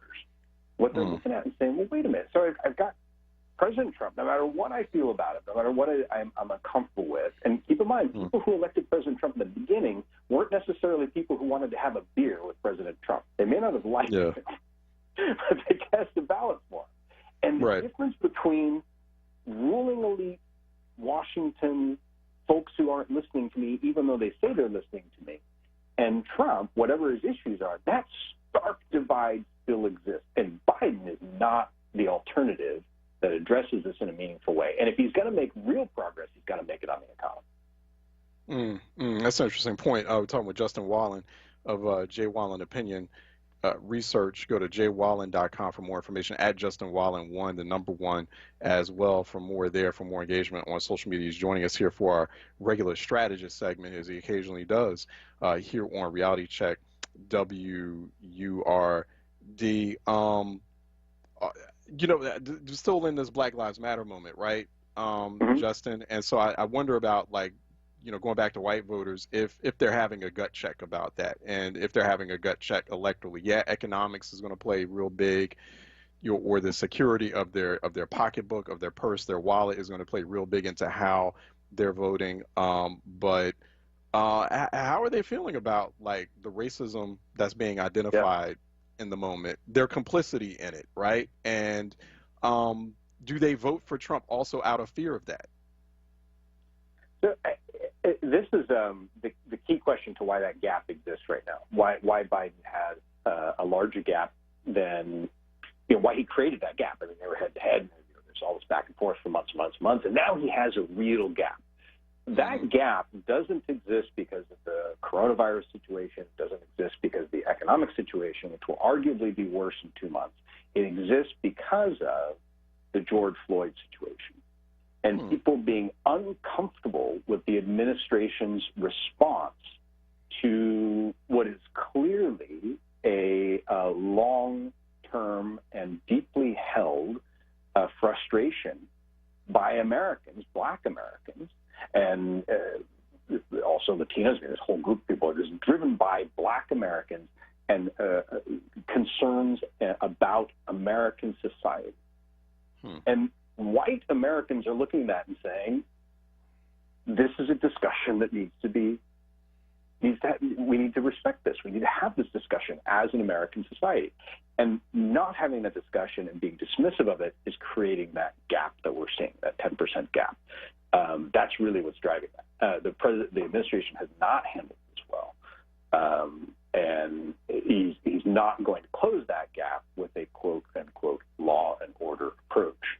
It's easy to sit there and look at the violence and the destruction that's going on, and to say, well, this is what we're going to fight against, and give some lip service to the genuine concerns that are being voiced by the Black community. But Americans are not buying that, and white American voters are not buying that, and that's the problem with Trump, and that's why he would lose today if the election was held. Interesting. Justin, I got to let you go. And unfortunately, we'll have you back on, I'm sure, though. Justin Wallen, J. Wallen Opinion Research. Go to jwallen.com, at Justin Wallen 1. Justin, always a pleasure to have you on. Thanks again, man. Hey, thanks for having me on, Joel. All right. Take care. We'll talk to you again. Also, Philly, don't forget, we have City Council holding separate hearings today. It's a big hearings day. There's a big hearing on Capitol Hill happening. Big hearings in Philadelphia City Council. They're holding separate hearings today on different issues, the disparate impact of COVID-19 on people with disabilities, and also residents of color, primarily black residents, and the fiscal condition of the city. So the first hearing is already started. It may already be taking place as we speak. That was scheduled for 10 a.m. today. The Joint Committees on People with Disabilities and Special Needs and Public Health and Human Services, examining racial and ableist disparities of COVID-19 infections in Philly. And the next hearing is at 2 p.m. today, the Council's Committee on Fiscal Stability and Intergovernmental Cooperation, to talk about the city's financial health amid pandemic, and also what that means in terms of social impact goals. Councilmember Alan Dom chairing that. We talked with him yesterday about that. That's for 2 p.m. Go to phlcouncil.com/watch to watch both of those hearings convened today. There's also another hearing on August 4th. The Joint Committees on Finance and Commerce and Economic Development will examine and explore Philadelphia's safe, equitable, and robust economic recovery from the COVID-19 pandemic. All right, let's so once again, go to phlcouncil.com for more information on those. phlcouncil.com/watch today to watch those two hearings. Let's take a break. Phone lines are open at 215-634-8065. Toll free, it is 866-361-0900 here on Reality Check. Let's take a break and we'll be right back. Keystone First VIP Choice HMO SNP Dual Eligible Special Needs Plan has a 4 out of 5 star rating and is one of the highest rated Medicare plans in the region. Keystone First VIP Choice and you are better together. If you live in Philadelphia, Bucks, Chester, Montgomery, or Delaware County, and you have both Medicare and Medicaid, choose the Medicare plan that is working to help you get better care. Enjoy extra benefits at no cost to you with Keystone First VIP Choice. You get benefits like dental, vision, and transportation to and from your medical appointments. They also cover a fitness membership to a gym of your choice. $150 toward over-the-counter pharmacy items. There's no copay for doctor's visits. They offer a large provider network, a great prescription plan, dental coverage, and even eyeglasses. Plus, you don't have to wait for open enrollment. You can change your coverage every quarter. Keystone First VIP Choice. The name you trust, the service you deserve. Call Keystone First VIP Choice today at 1-877-686-1760 or visit KeystoneFirstVIPChoice.com. Be heard. Want another way to join the conversation? Follow us on social media Using the hashtag onWURD. Be heard. Stay connected to Word Radio. Independent Black Media. Part-time job, full-time hustle, all-time Shiro to all of us. You nurture, we listen. You teach, we thrive. You lift our spirits, but we've got to lay down the truth. It's time for you, our Shiro, to stretch for the stars. Start saving more for retirement now, so you can feel prepared and live your life to the fullest. Get free tips to help boost your retirement savings now at aceyourretirement.org/Shiro. A message brought to you by AARP and the Ad Council. Reality Check with Charles Ellison right now on Word Radio and WordRadio.com. All right, welcome back to Reality Check. The time is 11:44 and the temperature is 92 degrees in Philadelphia. That's sponsored by the Beach Companies, serving the community for 30 years. For more information, check out their website at Beach Companies, BEECH companies.com. That's beachcompanies.com, bringing you the weather today. Stay cool out there. Philly phone lines are open. 215-634-8065, toll free 866-361-0900, 215-634-8065, toll free 866-361-0900. Also on Facebook Live, people leaving comments and questions there. Junior Lee, good idea here. Remember when you went to the deli and you grabbed a ticket with a number and you waited till they called your number to be served? What if we can use that same system as an additional option at polling precincts? So it's an interesting idea. Junior Lee's always like, every now and then he'll throw out some real good ideas. He's just thinking, we consider these brainstorming sessions, like, and we want to talk about the problems, we want to identify them, but we also want to come up with some new creative solutions to them. So I appreciate that. Sharon Edwards, thank you. True and Vital Info, Sharon Edwards. Good morning to you, Kathleen Washington. I hope I pronounced that correctly. Good morning to you. It is still morning. Also, Junior Lee pushing for drive-through voting and additional polling stations, and also saying we better not play around with voting by mail for this election. And so you're absolutely right on that. Herman Downing, please stress voting by mail. You must sign the envelope, and the signature must match yours on record. It's a very important point Herman Downing is making. That vote will be rejected if signatures don't match. Don't have someone else sign your ballot for you, basically, is what he's saying. This is very important. It is very, very, very crucial. Herman Downing is correct. Good morning to you, Raphael Suleiman.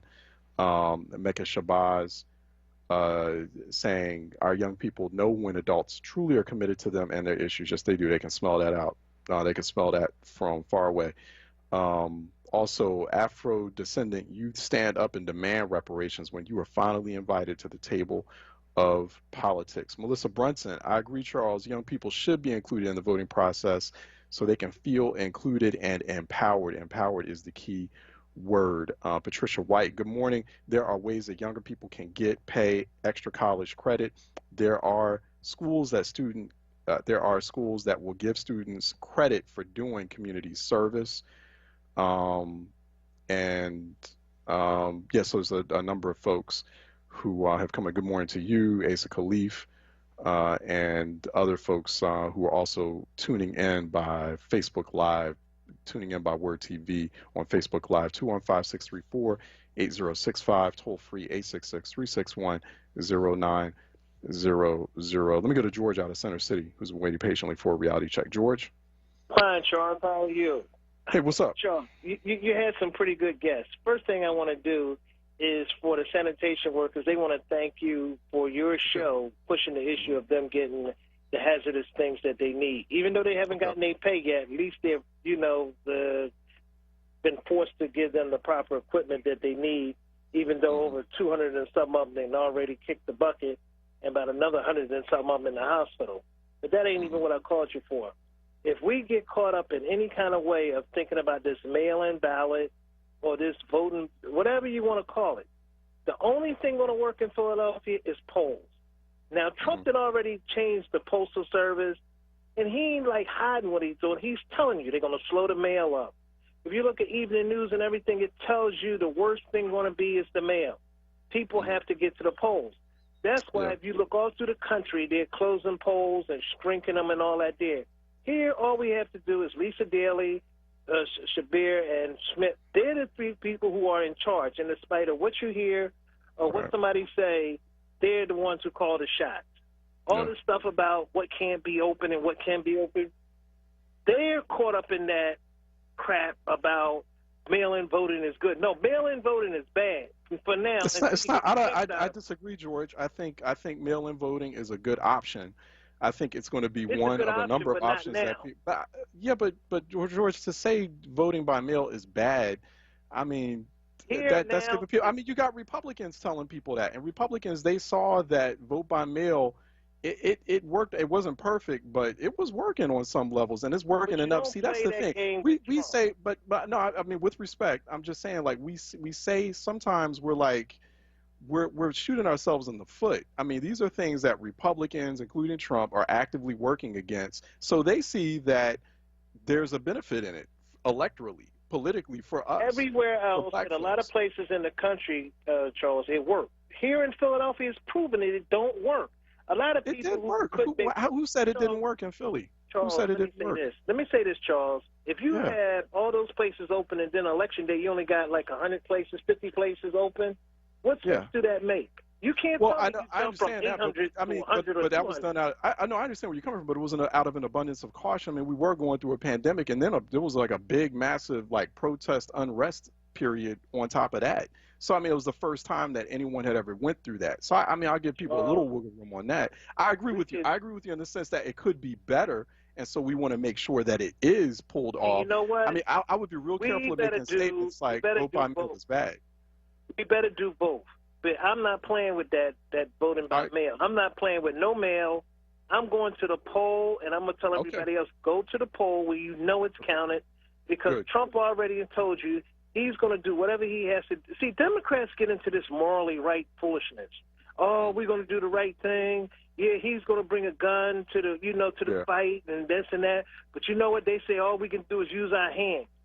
I mean, they're always thinking of this craziness. It just don't make sense. And if you listen to your guests, those hundreds of guests you had, they all say the same thing.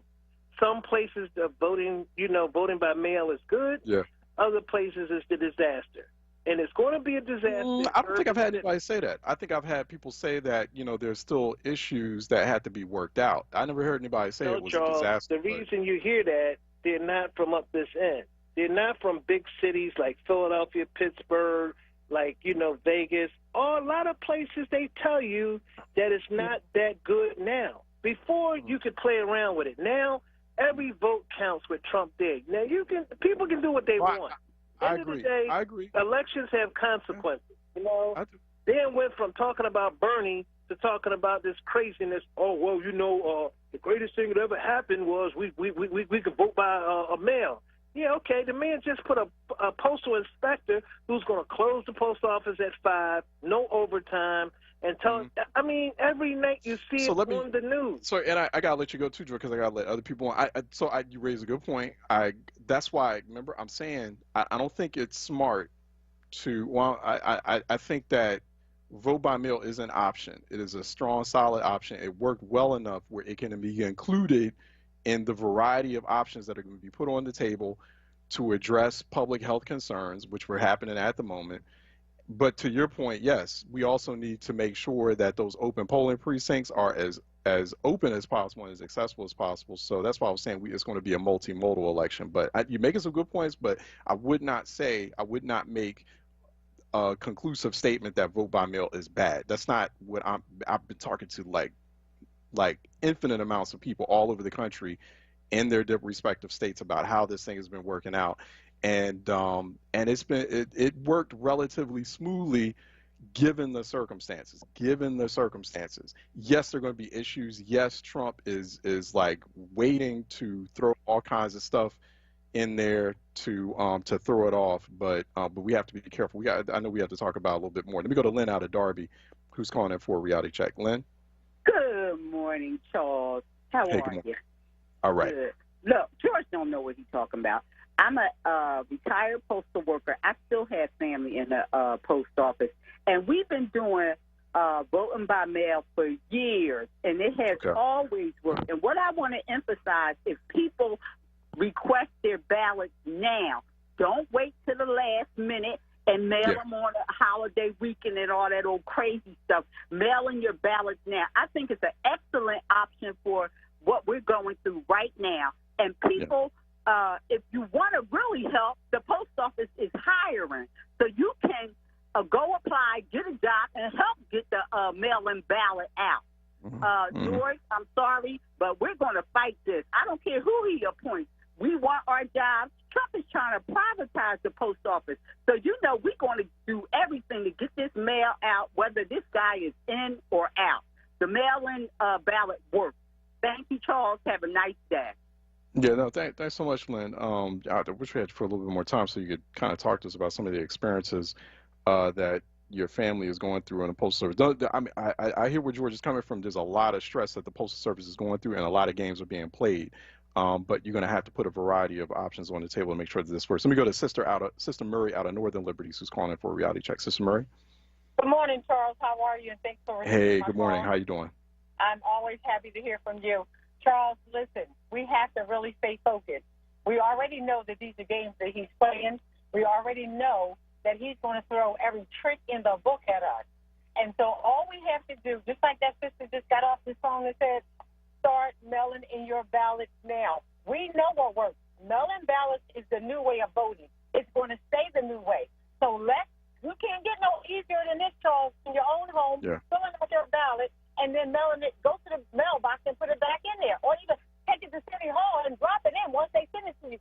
Charles, do not be fooled. Guys, stay prayed up. You know what's right. Do the right thing and start right now. Do not be on that panic mode like we did before at the last minute and everybody's scrambling trying to get their ballots in. So right now, start now. Don't wait. Yeah. God bless you. You guys have a great day. And don't forget, get your membership at WRD and buy one for your neighbor. God bless. Hey, all right. Thank you, Sister Murray. No, Sister Murray's right. It's really kind of like election summer, and it's going to head into election month. Start now. Like everything's going to have to start now. Start that process because that's how you'll prevent those kinds of issues, like the issues that George was talking about. Like where the more we all know that vote by mail is that's going to be one of the options that is going to be utilized to as fullest effect as we can during the election. We know that that's an option on the table. Okay, and particularly for folks who have concerns about their health going up into a crowded polling location. So now's the time to start with that. Like we have to get started now. The earlier we start with voting by mail, the more we reduce security issues or security challenges with the mail. Then you give more time for the Postal Service to carry that ballot to your respective election official's place. Or as you have that ballot filled out, if you're in Philly, for example, go to PhiladelphiaVotes.com, go to and just drop it off at the County Board of Elections, right? City Hall, room 142. Find some time to go ahead and just take it directly to the city commissioner. Or there's going to be some people who are going to wait till November 3rd, and that's fine. If you're comfortable with doing that, that's fine. That is fine. I'm not saying people shouldn't go to the polls. I think George, yes, he's going to go to the poll on November 3rd.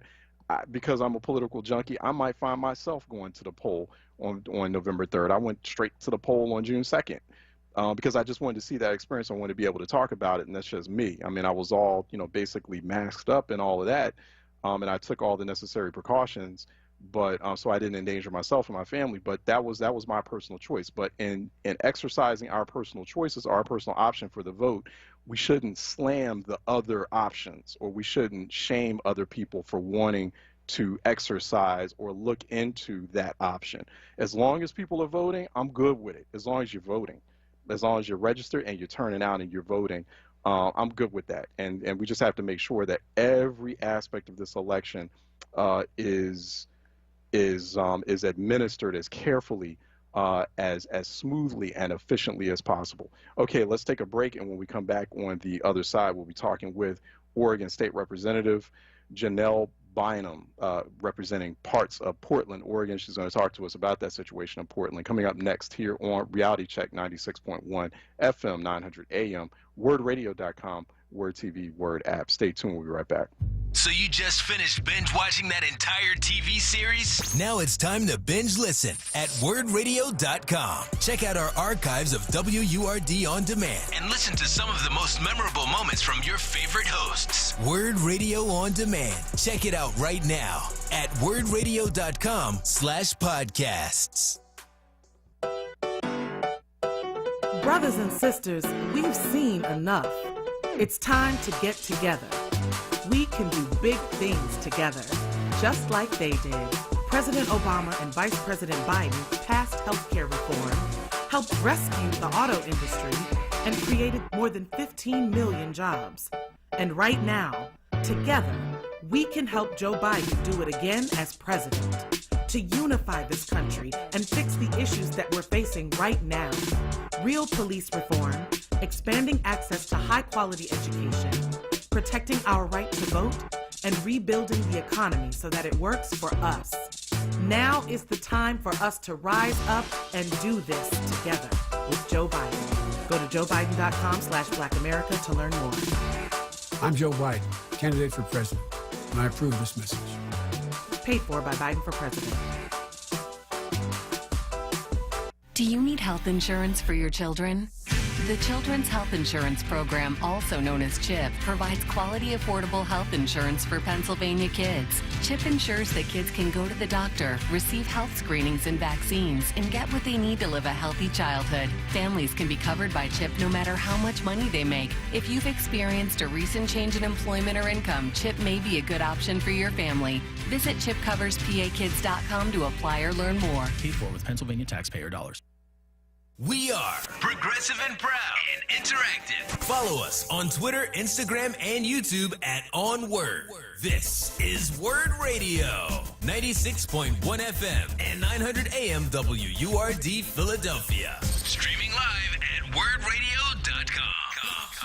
Reality Check with Charles Ellison right now on Word Radio and wordradio.com.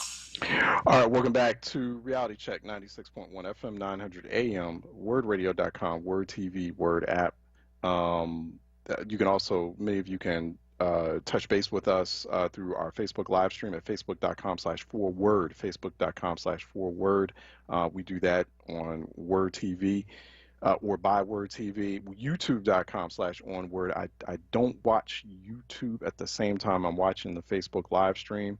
Probably I should make a habit of doing that, so because there's multiple screens I'm watching all at once while I'm talking at the same time. So if I am missing folks on youtube.com/onWord, I do apologize for that. It's not intended. It's just a matter of, just trying to figure out the scheme, the multitasking scheme of things while I'm live broadcasting for 3 hours a day, or at least 4 days a week. Also, we're on twitter.com @Ellison Report, # Reality Check. Don't forget to check out the latest Philadelphia Citizen Reality Check column. Go to philadelphiacitizen.org. It's entitled Beating the Heat. Joining us now is Oregon State Representative Janelle Bynum. She represents House District 51 in the state of Oregon. You can get more information on her at oregonlegislature.gov/Bynum. She's serving communities of East Portland, Damascus, Oregon, Gresham, Boring, North Clackamas, and Happy Valley. And things not so happy, however, in Portland right now. We bring the state representative on to talk to us a little bit about that situation out there in Oregon. Representative, how are you doing today? Thanks so much. I'm doing great. Thank you for having me. Okay, all right. Despite everything that's happening, can you describe the conditions on the ground in Portland? Because there's been a lot of national news coverage and spotlight on that. How long have these protests been going on, and how's the situation? Is it getting better or is it deteriorating, especially with more federal law enforcement officers going in? I think we're at one of those critical points where something big is about to change. And I guess to describe the overall environment, I would say it's surreal. Oregon is beautiful in the summertime. It's 67 degrees here right now. It'll probably get to maybe the low 80s today. Oh, wow. We want to switch cities. Like, really? Oh, but go ahead. Wow. Okay. It is God's country, right? And I think that's why we were forbidden from coming here in the beginning. You can read a lot about Oregon history and how it banned Black people in its constitution. But it is a beautiful place. And so during the daytime, you see families walking, pushing strollers. You see people, just trying to get out and get exercise. It's idyllic. It's scenic. It's beautiful. And then, around 8 o'clock at night, you have these 2 blocks in the downtown area that turn into this crazy, mass movement. And then around 12 o'clock at night, it descends into what some might call chaos. It is very interesting, I think, to live through this. It's odd. And I moved here from D.C. about 18 years ago. My husband is from here, so he gets Oregon people. He gets the Black experience in Oregon, but I did not know that people here believe in their right to protest and will not go down without a fight. That's interesting. Won't go to that. And so, that's interesting that you say that. Like, who's primarily involved in the protests? Like, what do those look like? What we can determine or discern is based on the news reports and national media being there, but we always know that you never get the full picture, right? But you're there on the ground. You're a state legislator. Who are leading the protest? I mean, is it mostly Black people that's downtown, at 8 p.m., midnight? Is it mostly white people? And are these mostly protests, or are these mostly riots or acts of vandalism? What kind of situation is growing out of control? Yeah, so the peaceful parts are led by Black people, but nowhere in my experience in living here for 18 years has there ever been a majority Black anything.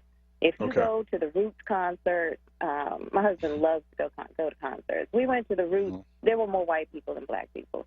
We went to see Janet Jackson, more white people. I mean, so that's just how it is. I think if you look in the crowd on TV, that's just how it is.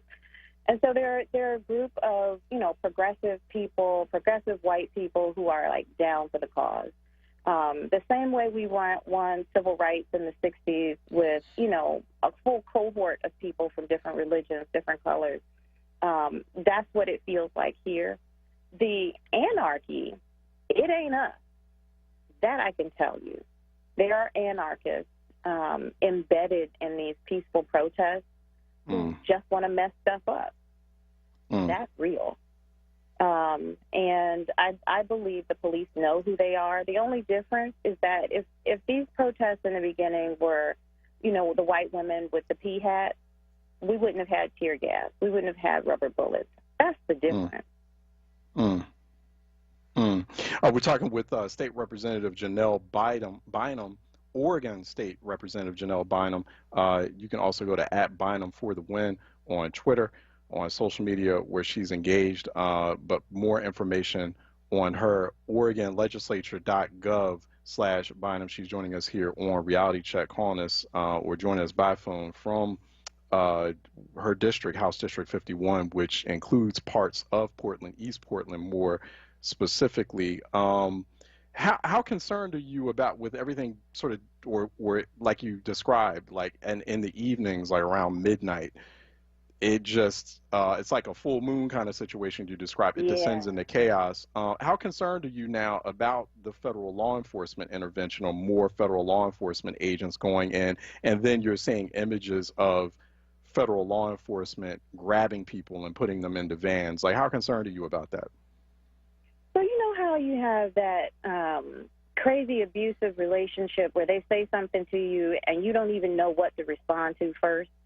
There are those toxic people in life. That's how it feels here. So you don't know whether to respond to the feds being here, whether to respond to the people who are provoking the feds, whether to respond to how it's really hurting our downtown businesses.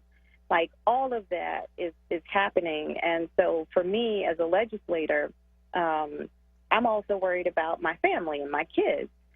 And, where they're free to go. So all of that is on the table. Here's what I've decided to do. I am the chair of the Judiciary Committee, first African-American ever, and I'm the chair of the Police Transparency and Use of Force Committee. And right now we are writing 6 to 8 to 10 bills to address all that we're seeing downtown in Portland, but really around the state. So Portland is just those are just where you can get pictures of the violence.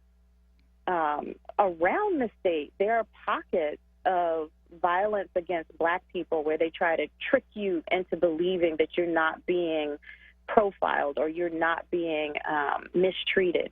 That's happening all around the state. Portland is just what's on TV. Interesting. Yeah, and because you're one of how many? Is it 3 Black state legislators? I think it's you in the state house, and then it's 2 Black state senators. But can you draw that picture for us, like the presence, the Black legislator presence in the legislature?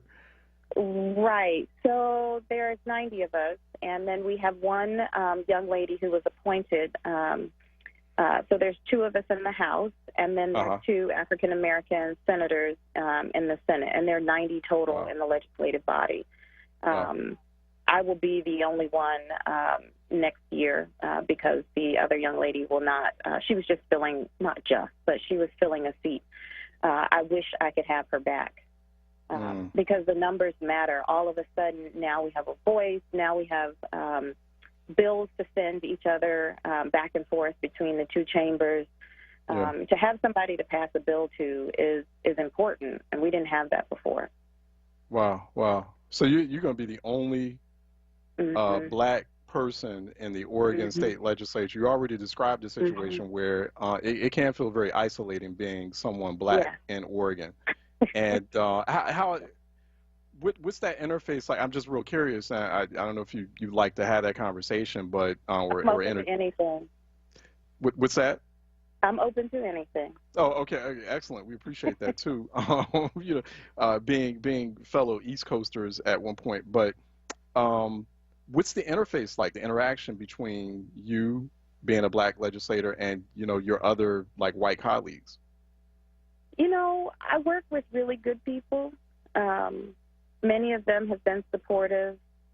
I don't hold my tongue.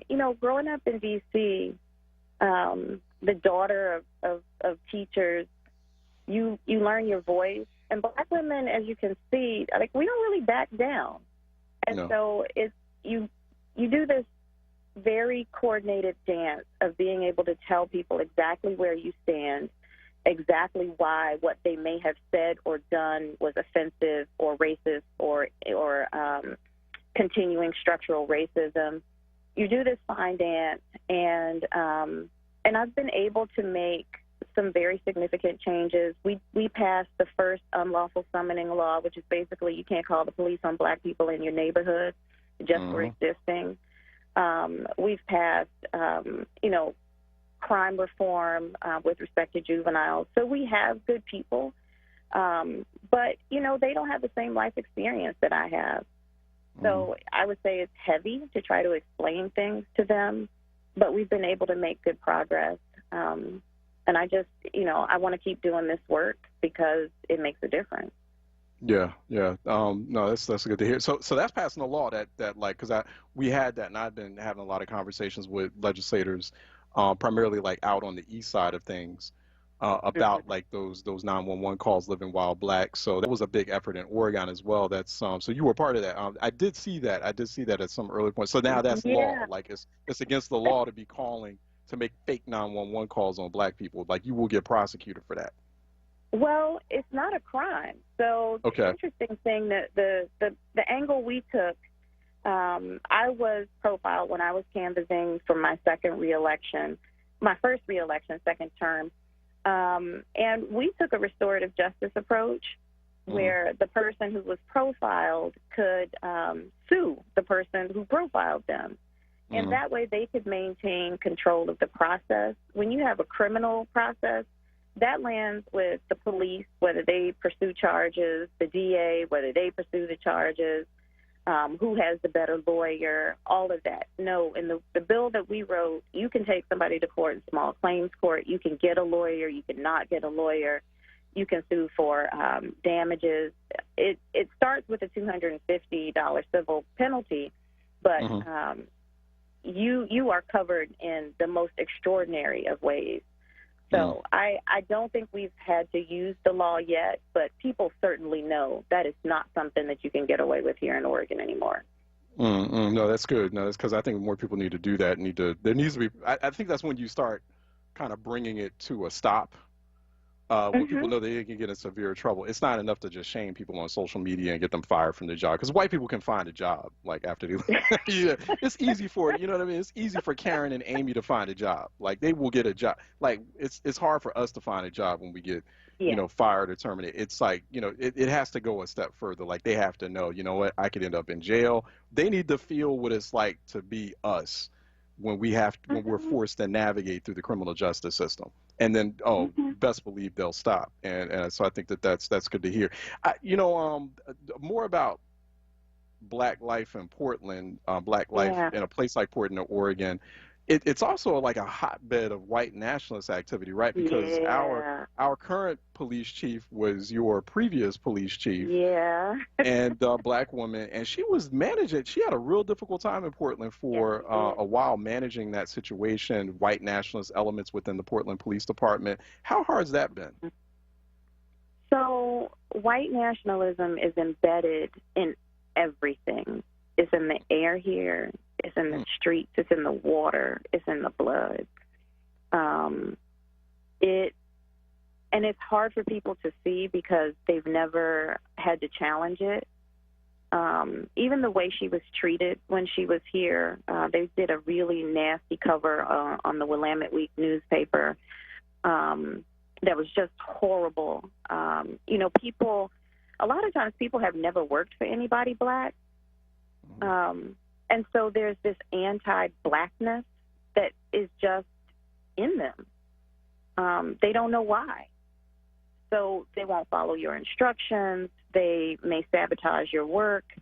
They will band together, and in the workplace in particular, they will band together and create complaints about you, and they don't even know why they're doing it.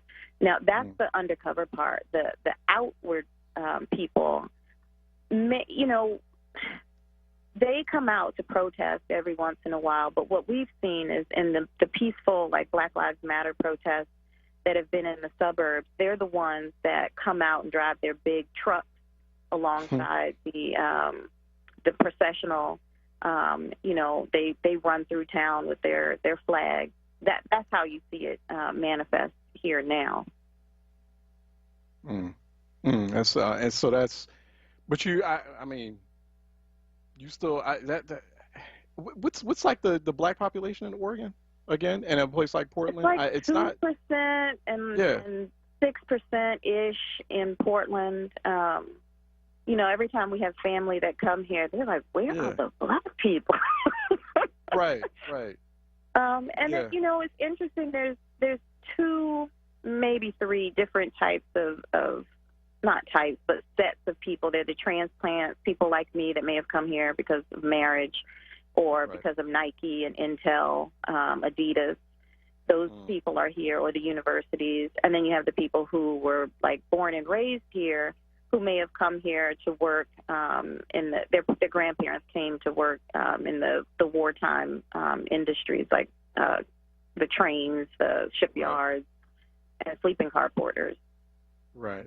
Where does this go? I mean, where do you think that this is headed? Because you were saying earlier, like at the start of this discussion, that a big moment is about to happen in Portland. Can you paint that big moment, or what you think that big moment will be, like where all this is headed, these surreal, very bizarre moments that you described, kind of almost cinematic-like moments that you described in downtown Portland. The other thing I'm wondering about too. Okay, so you had the Mayor Ted Wheeler. He got tear gassed. Are there plans to kind of take this further? I mean, I know that there are some plans to perhaps legally somehow prosecute federal law enforcement officers, but the other thing. I mean, what about prosecuting or looking at the Constitution? This is a clear violation of the Constitution. This is under presidential directive, these federal law enforcement agents. I mean, are there discussions or plans? You had judiciary. I mean, look at the 14th Amendment. That's a disqualification clause, if I've ever heard one, in terms of the type of behavior that the president is instructing federal law enforcement agents to be involved in. So, first of all, I'm not a constitutional scholar, but last week, today's Tuesday, because I keep losing track of the days. Last week, I joined a lawsuit basically suing about the 10th Amendment and states' rights. So that is moving forward. Okay. We are now, so that's one piece. So a federal lawsuit. There will be some sort of constitutional issues that we will work out. The Attorney General sued, journalists have sued. People are suing to kind of suss out, what the courts are going to approve or not approve. So that's one piece in the inflection point. The next thing that I noticed was that black people started waking up and realizing that we needed land. We have to have land. We have to have wealth. So that, I think, internally in the black community was like a big aha. It's not so much of a big thing like on the East Coast because we own things. There's generational wealth. But out here, no such thing. So that's been a big eye-opener. And then, as I mentioned before, in the legislature, we are doing a second round of bills on police accountability with respect to chokeholds, uniforms, and identification, because, as you know, we don't know who these feds are. Even the Portland police were covering their uniforms with just ID numbers that you couldn't remember. We have duty to report, like when people see or officers see another officer doing something wrong, they have a duty to report that. The use of tear gas and munitions, arbitration and how police negotiate their union contracts, and transparency on their disciplinary records, when you can shoot someone in the back. I mean, all of this is being discussed, and given the political temperature, I think we can get the bills passed in a special session, which we're expecting to be the second week of August. That's huge. All right. That is pretty significant. Keep us updated on that. So it's been a pleasure speaking with you. State Representative Janelle Bynum, thank you very much. Oregon's House District 51, go to oregonlegislature.gov/Bynum. She's been joining us here on Reality Check. Representative, thanks so much to you. Be safe out there. Good luck to you. All right. Thanks. Catch me on Facebook. Take care. Will do. All right. Thank you. She's on Facebook and also at Bynum for the win, at Bynum for the win. She's been joining us here for an exclusive here on Reality Check. To talk with us about the situation unfolding in Portland. The situation unfolding for black folks out in Oregon is fairly dire. All right, we're going to take a break, and when we come back on the other side, we'll be talking with Mark Wolf, who's the Executive Director of the National Energy Assistance Directors Association, and we're going to talk about energy assistance during heat waves, energy assistance during heat waves. What's the situation with that? Particularly as people are looking for all sorts of relief under very hot suns and extreme dangerous heat. Coming up next here on Reality Check 96.1 FM, 900 AM, WordRadio.com, Word TV, Word app. Stay tuned. We'll be right back. Check out the Source lineup on Word Radio.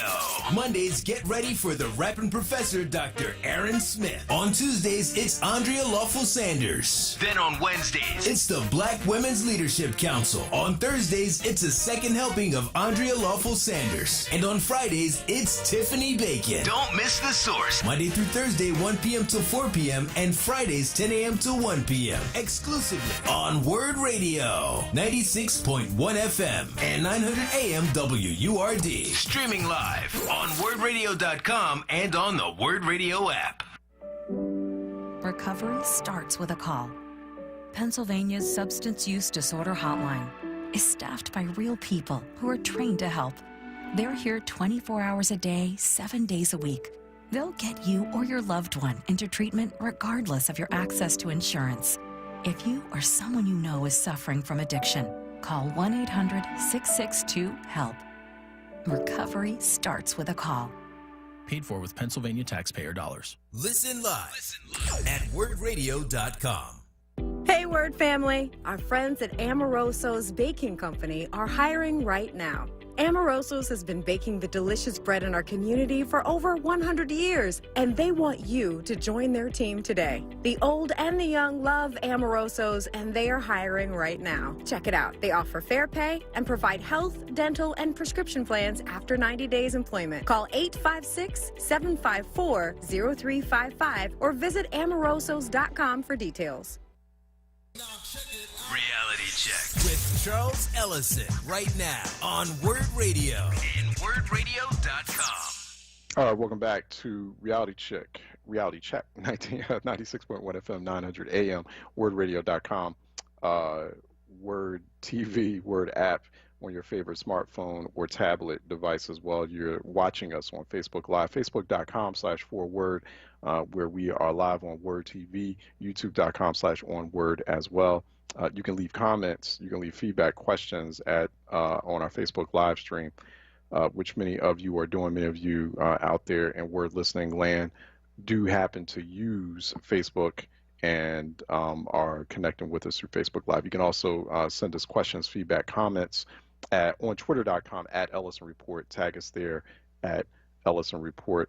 Join us now is Mark Wolf. He is the Executive Director of the National Energy Assistance Directors Association, NEADA.org, for more information on who they are and what they do. He's going to talk about that in a quick second. Who is or what is the National Energy Assistance Directors Association? Why is that important? Mark, how are you doing? Thanks for joining us. Fine, thanks. Well, thank you for inviting me. All right, we appreciate it. Okay, well. Yeah, what is that? What tell us about your organization briefly? Okay. I represent all the state programs that run programs to help lower-income families get assistance, pay their energy bills, or weatherize their homes. So there are two things that happen. People get an energy bill. The energy bill is also based on how you use energy and how energy efficient your home is. So we run both programs, and I represent the state agencies in Washington that run these programs. And we're the voice to Congress on the need and how states are doing in terms of helping families that need help. How are we defining an energy assistance program, Mark? Like, what exactly also is the total estimated amount of federal dollars, right, that flow into an energy assistance program? Do you have like a ballpark figure for that? Yeah. And this year is a little bit different from other years because of the pandemic. So normally Congress gives us about $3.7 billion. It sounds like a lot, but it's really not. It's only enough money to reach about 1 out of 5 families that need help. This year, Congress in the first stimulus bill gave us an extra $900 million. But again, it's kind of a drop in the bucket when you think about the extent of need. Then all the new families that were not low income, before the pandemic, who are now low income because they lost their jobs. Then the new stimulus bill that they're fighting about, there's another $1.5 billion for energy assistance in both the House and Senate versions so far, but we really don't know when that's going to pass. So there is money available. We don't think it's enough, but there is STAR funds that are out there, and we are expecting more from Congress. This ties with the unemployment fight about whether to continue the additional $600 a week for families. Many of the families that if they don't get that $600, they will need help with their energy bills. So all these programs are tied together, and that's the really big concern. We shouldn't be looking at energy assistance in isolation. It's really part of a package of helping struggling families. Yeah. How many Americans in total would you say are in need of energy assistance each year? Now, I'm sure that number has increased somewhat with pandemic, but just on average, how many Americans are we talking about in dire need of energy assistance? We think it's under our program, it's families, technical terms, up to 150% of the federal poverty level. So about $30,000 to $35,000 a year. That's about a third of all the families in the United States. We have a very large low-income population in the U.S. now. It's been growing. And then with the pandemic, there's concern it's maybe 20% higher. No one really knows. There's a lot of quiet suffering out there right now that we don't have good numbers on. We know it's disproportionately people of color. The numbers are clear. NAACP has been looking at this, and they've come out with some data themselves where they think that people of color are more likely to be shut off from power as well. So it's a very tough situation, but we know where the families are, and we know how much money we need. It's really more Congress acting to do something about it. We're talking, if you're just not tuning in, we're talking with Mark Wolf. He's Executive Director of the National Energy Assistance Directors Association. Go to neada.org for more information. And I cite them as well. I link to them in my latest reality check column in the Philadelphia Citizen. Go to philadelphiacitizen.org to read that. It's entitled Beating the Heat. We're talking with Mark Wolf here on our program, kind of getting a sense of what energy assistance is looking like. I'm wondering during heat waves, the reliance on energy assistance programs, Mark, what are we seeing in terms of how those dollars are utilized? Because for so long, there was a focus on heat or assistance dollars for heat, but like we're in climate change mode right now. So the winters are much smaller or shorter. The summers are longer and much more intense and severe. What's going on, and what are you seeing happening in different states? Well, that's what's changing. Historically, this program was started 30 years ago when the focus was on paying your heating bill. We knew a lot about what happened if it's too hot. If it's too cold, I'm sorry. But now we're learning more about how it's too cold, too warm. So, for example, this summer we wrote a piece called, "No Family Should Have to Swelter in Place." It's a bit tongue-in-cheek with the title, but the real thing is we're asking families to stay home. And if they don't have air conditioning or can't afford to turn on the air conditioning, they'll really suffer. And, we know that 20% of low-income families, 1 out of 5 low-income families, doesn't have air conditioning. So that has to be addressed. And so the extra money Congress is giving us, many of the states are using it to pay for cooling. And then in cities like Philadelphia, there's this heat island effect, that heat builds up in certain parts of the city. It's not just this year. So going forward, we have to worry not just about helping families with their heating bills. We really have to start thinking about cooling bills, especially in places that you don't think of. I mean, as you go north, no one thinks it's a problem in Pennsylvania. It is a problem in Pennsylvania now. It's a problem in New Jersey. But because of climate change, it wasn't a problem 10 years ago. 10 years ago, you didn't think about cooling. You used all your money to help pay heating bills. So that's really the problem we're facing this year. We're asking the elderly to shelter in place. Elderly families, don't turn on the air conditioning. It's too expensive. So that's part of the problem. We have to say, look, we want you to turn it on, and we're going to help you pay that bill. But it's not just this year. It's years going forward. But the pandemic is highlighting the need for extra assistance in the summer. Yeah. How are states right now? Like, are they providing? Okay, so we have like New York City, Baltimore, which I'm sure you've heard of. You may be even in touch with folks in those places. Like, they're giving out free air conditioning units. Yeah. And so I get a sense New York City's not saying it. Baltimore's not saying, at least based on reports. Yeah. Like, they're using some of those federal like LIHEAP dollars. And talk a little bit about that to help offset the cost of those programs, right? Are you seeing more states and cities do that? Yeah. New York, for example, I think they're buying 74,000 air conditioners. They announced that, I think, about 2 or 3 weeks ago. Right. Because, it's not just that. What we found in other years, we would help a family buy an air conditioner with these program funds. Then they wouldn't turn it on. They're afraid of the bill. So we have to both help with the bill and the air conditioner. I'm a little disappointed. I thought states would act faster on that. States are making air conditioners available, especially if you're a high-need household, you're elderly or disabled. I thought there'd be more of a push on it. Some of the states are, a little uneasy about air conditioning just because they've seen people not be willing to turn the air conditioner on. But it's something we're thinking a lot about. We can't really have millions of families in unsafe conditions. Because in other years, like in Arizona, states that really don't have strong programs, they have these things called cooling centers. You can go to a library or you go to a center where there's air conditioning. But this year you can't. We don't want people going out. So the program structures we put in place don't work very well. And so that's why the extra money's been helpful. The other thing related that we're worried about is that a lot of states have moratoriums on shutoffs. You can't shut somebody off if they don't pay their bill. I mean, Pennsylvania is one of the more progressive states here. Their shutoff moratorium doesn't expire until September. But what happens after September? So the family didn't pay their bill. They've got this bill. They owe $1,000. You can't shut them off from power. I mean, this isn't a third world country.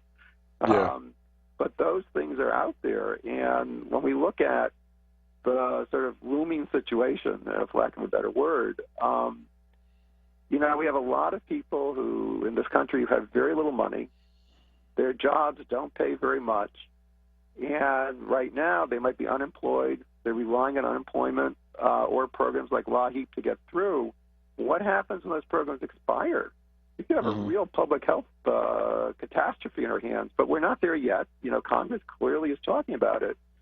But, you hear some of the rhetoric coming out of the White House. It's deeply disturbing. It's like, they have no, it's sort of funny. You'll hear them be very supportive of tax breaks for the wealthy. These complicated tax breaks that you need a PhD to understand. But then they go they get nuts about giving a poor family an extra $100 a week. Like it's crazy. But they think people understand that. They go, an extra $100, oh my God, that's not fair. Where you get some of these real estate tax breaks, they could be worth millions of dollars. But it's very hard to understand those tax breaks. So I think where we're heading towards is, hopefully the Democrats in the House will prevail. But we're looking at potentially a very serious situation in a few weeks between, running out of energy money, running out of these additional unemployment funds. We're heading towards a cliff. It's not clear we're going to go over the cliff, but we're clearly heading towards one. Clearly, right. No, I get that sense. LIHEAP, explain LIHEAP as far as, because, I hear a lot about, or I talk to folks about how, especially in recent years, LIHEAP, and that's low-income heating, heating assistance program. low-income home energy assistance. Home energy assistance program, right? Yeah. Okay, I'm sorry. Yeah, thank you for correcting me on that. Yeah. I keep hearing how there's like a lot of unused funds left over. So, can those unused funds, like by local utilities, like say in Philly, like PECO, for example, can they be used for cooling? No, there are no unused funds. States are allowed to carry over 10% of their allotments for the following year. Sometimes people hear about that and they think it's unused, but in fact, they're using it to start the next year's program. I see. States are using money for cooling this summer. It's also a hot summer, but we only got an extra $900 million from Congress. Not enough money. I don't know what they're thinking. And so, we went back. We asked for an extra $4 billion. We said, look, we don't think that's going to be enough either, but at least help us get there. Because it puts a difficult situation for the electric utilities. They clearly want to serve their customers, but they also don't have enough money themselves, because they're getting hit from both sides during this pandemic. Malls are shut down. There's a lot of structural problems in our society that no one really thought about. But at the end of the day, if you think that we have, 40%, 4 out of 10 households in the United States are struggling to get by, and one of the key things they have to pay for is the utility bill. So if you're well off, you're one of these people getting one of these real estate tax breaks, your energy bill is maybe, a couple, 5% of your total budget, 3%. It's not very much, because energy you only have one furnace. Whether you're poor or rich, you have one furnace. And if you're low income, that energy bill could be 10 or 15% of your income. It's almost as much as your food bill. So for them, it's a very different situation. And when you hear this rhetoric coming out of the White House, it's just deeply disturbing. It's like they're talking about, like, everybody can afford these things. They're doing you a favor giving you this extra money. It's not a favor. It's a basic right. Now, if you can't turn on your air conditioning in the summer and you're ill, you can't go out, you can get sicker. There's a study that just came out. They've been looking at pregnant women. Pregnant women don't have air conditioning. Their outcomes aren't as good.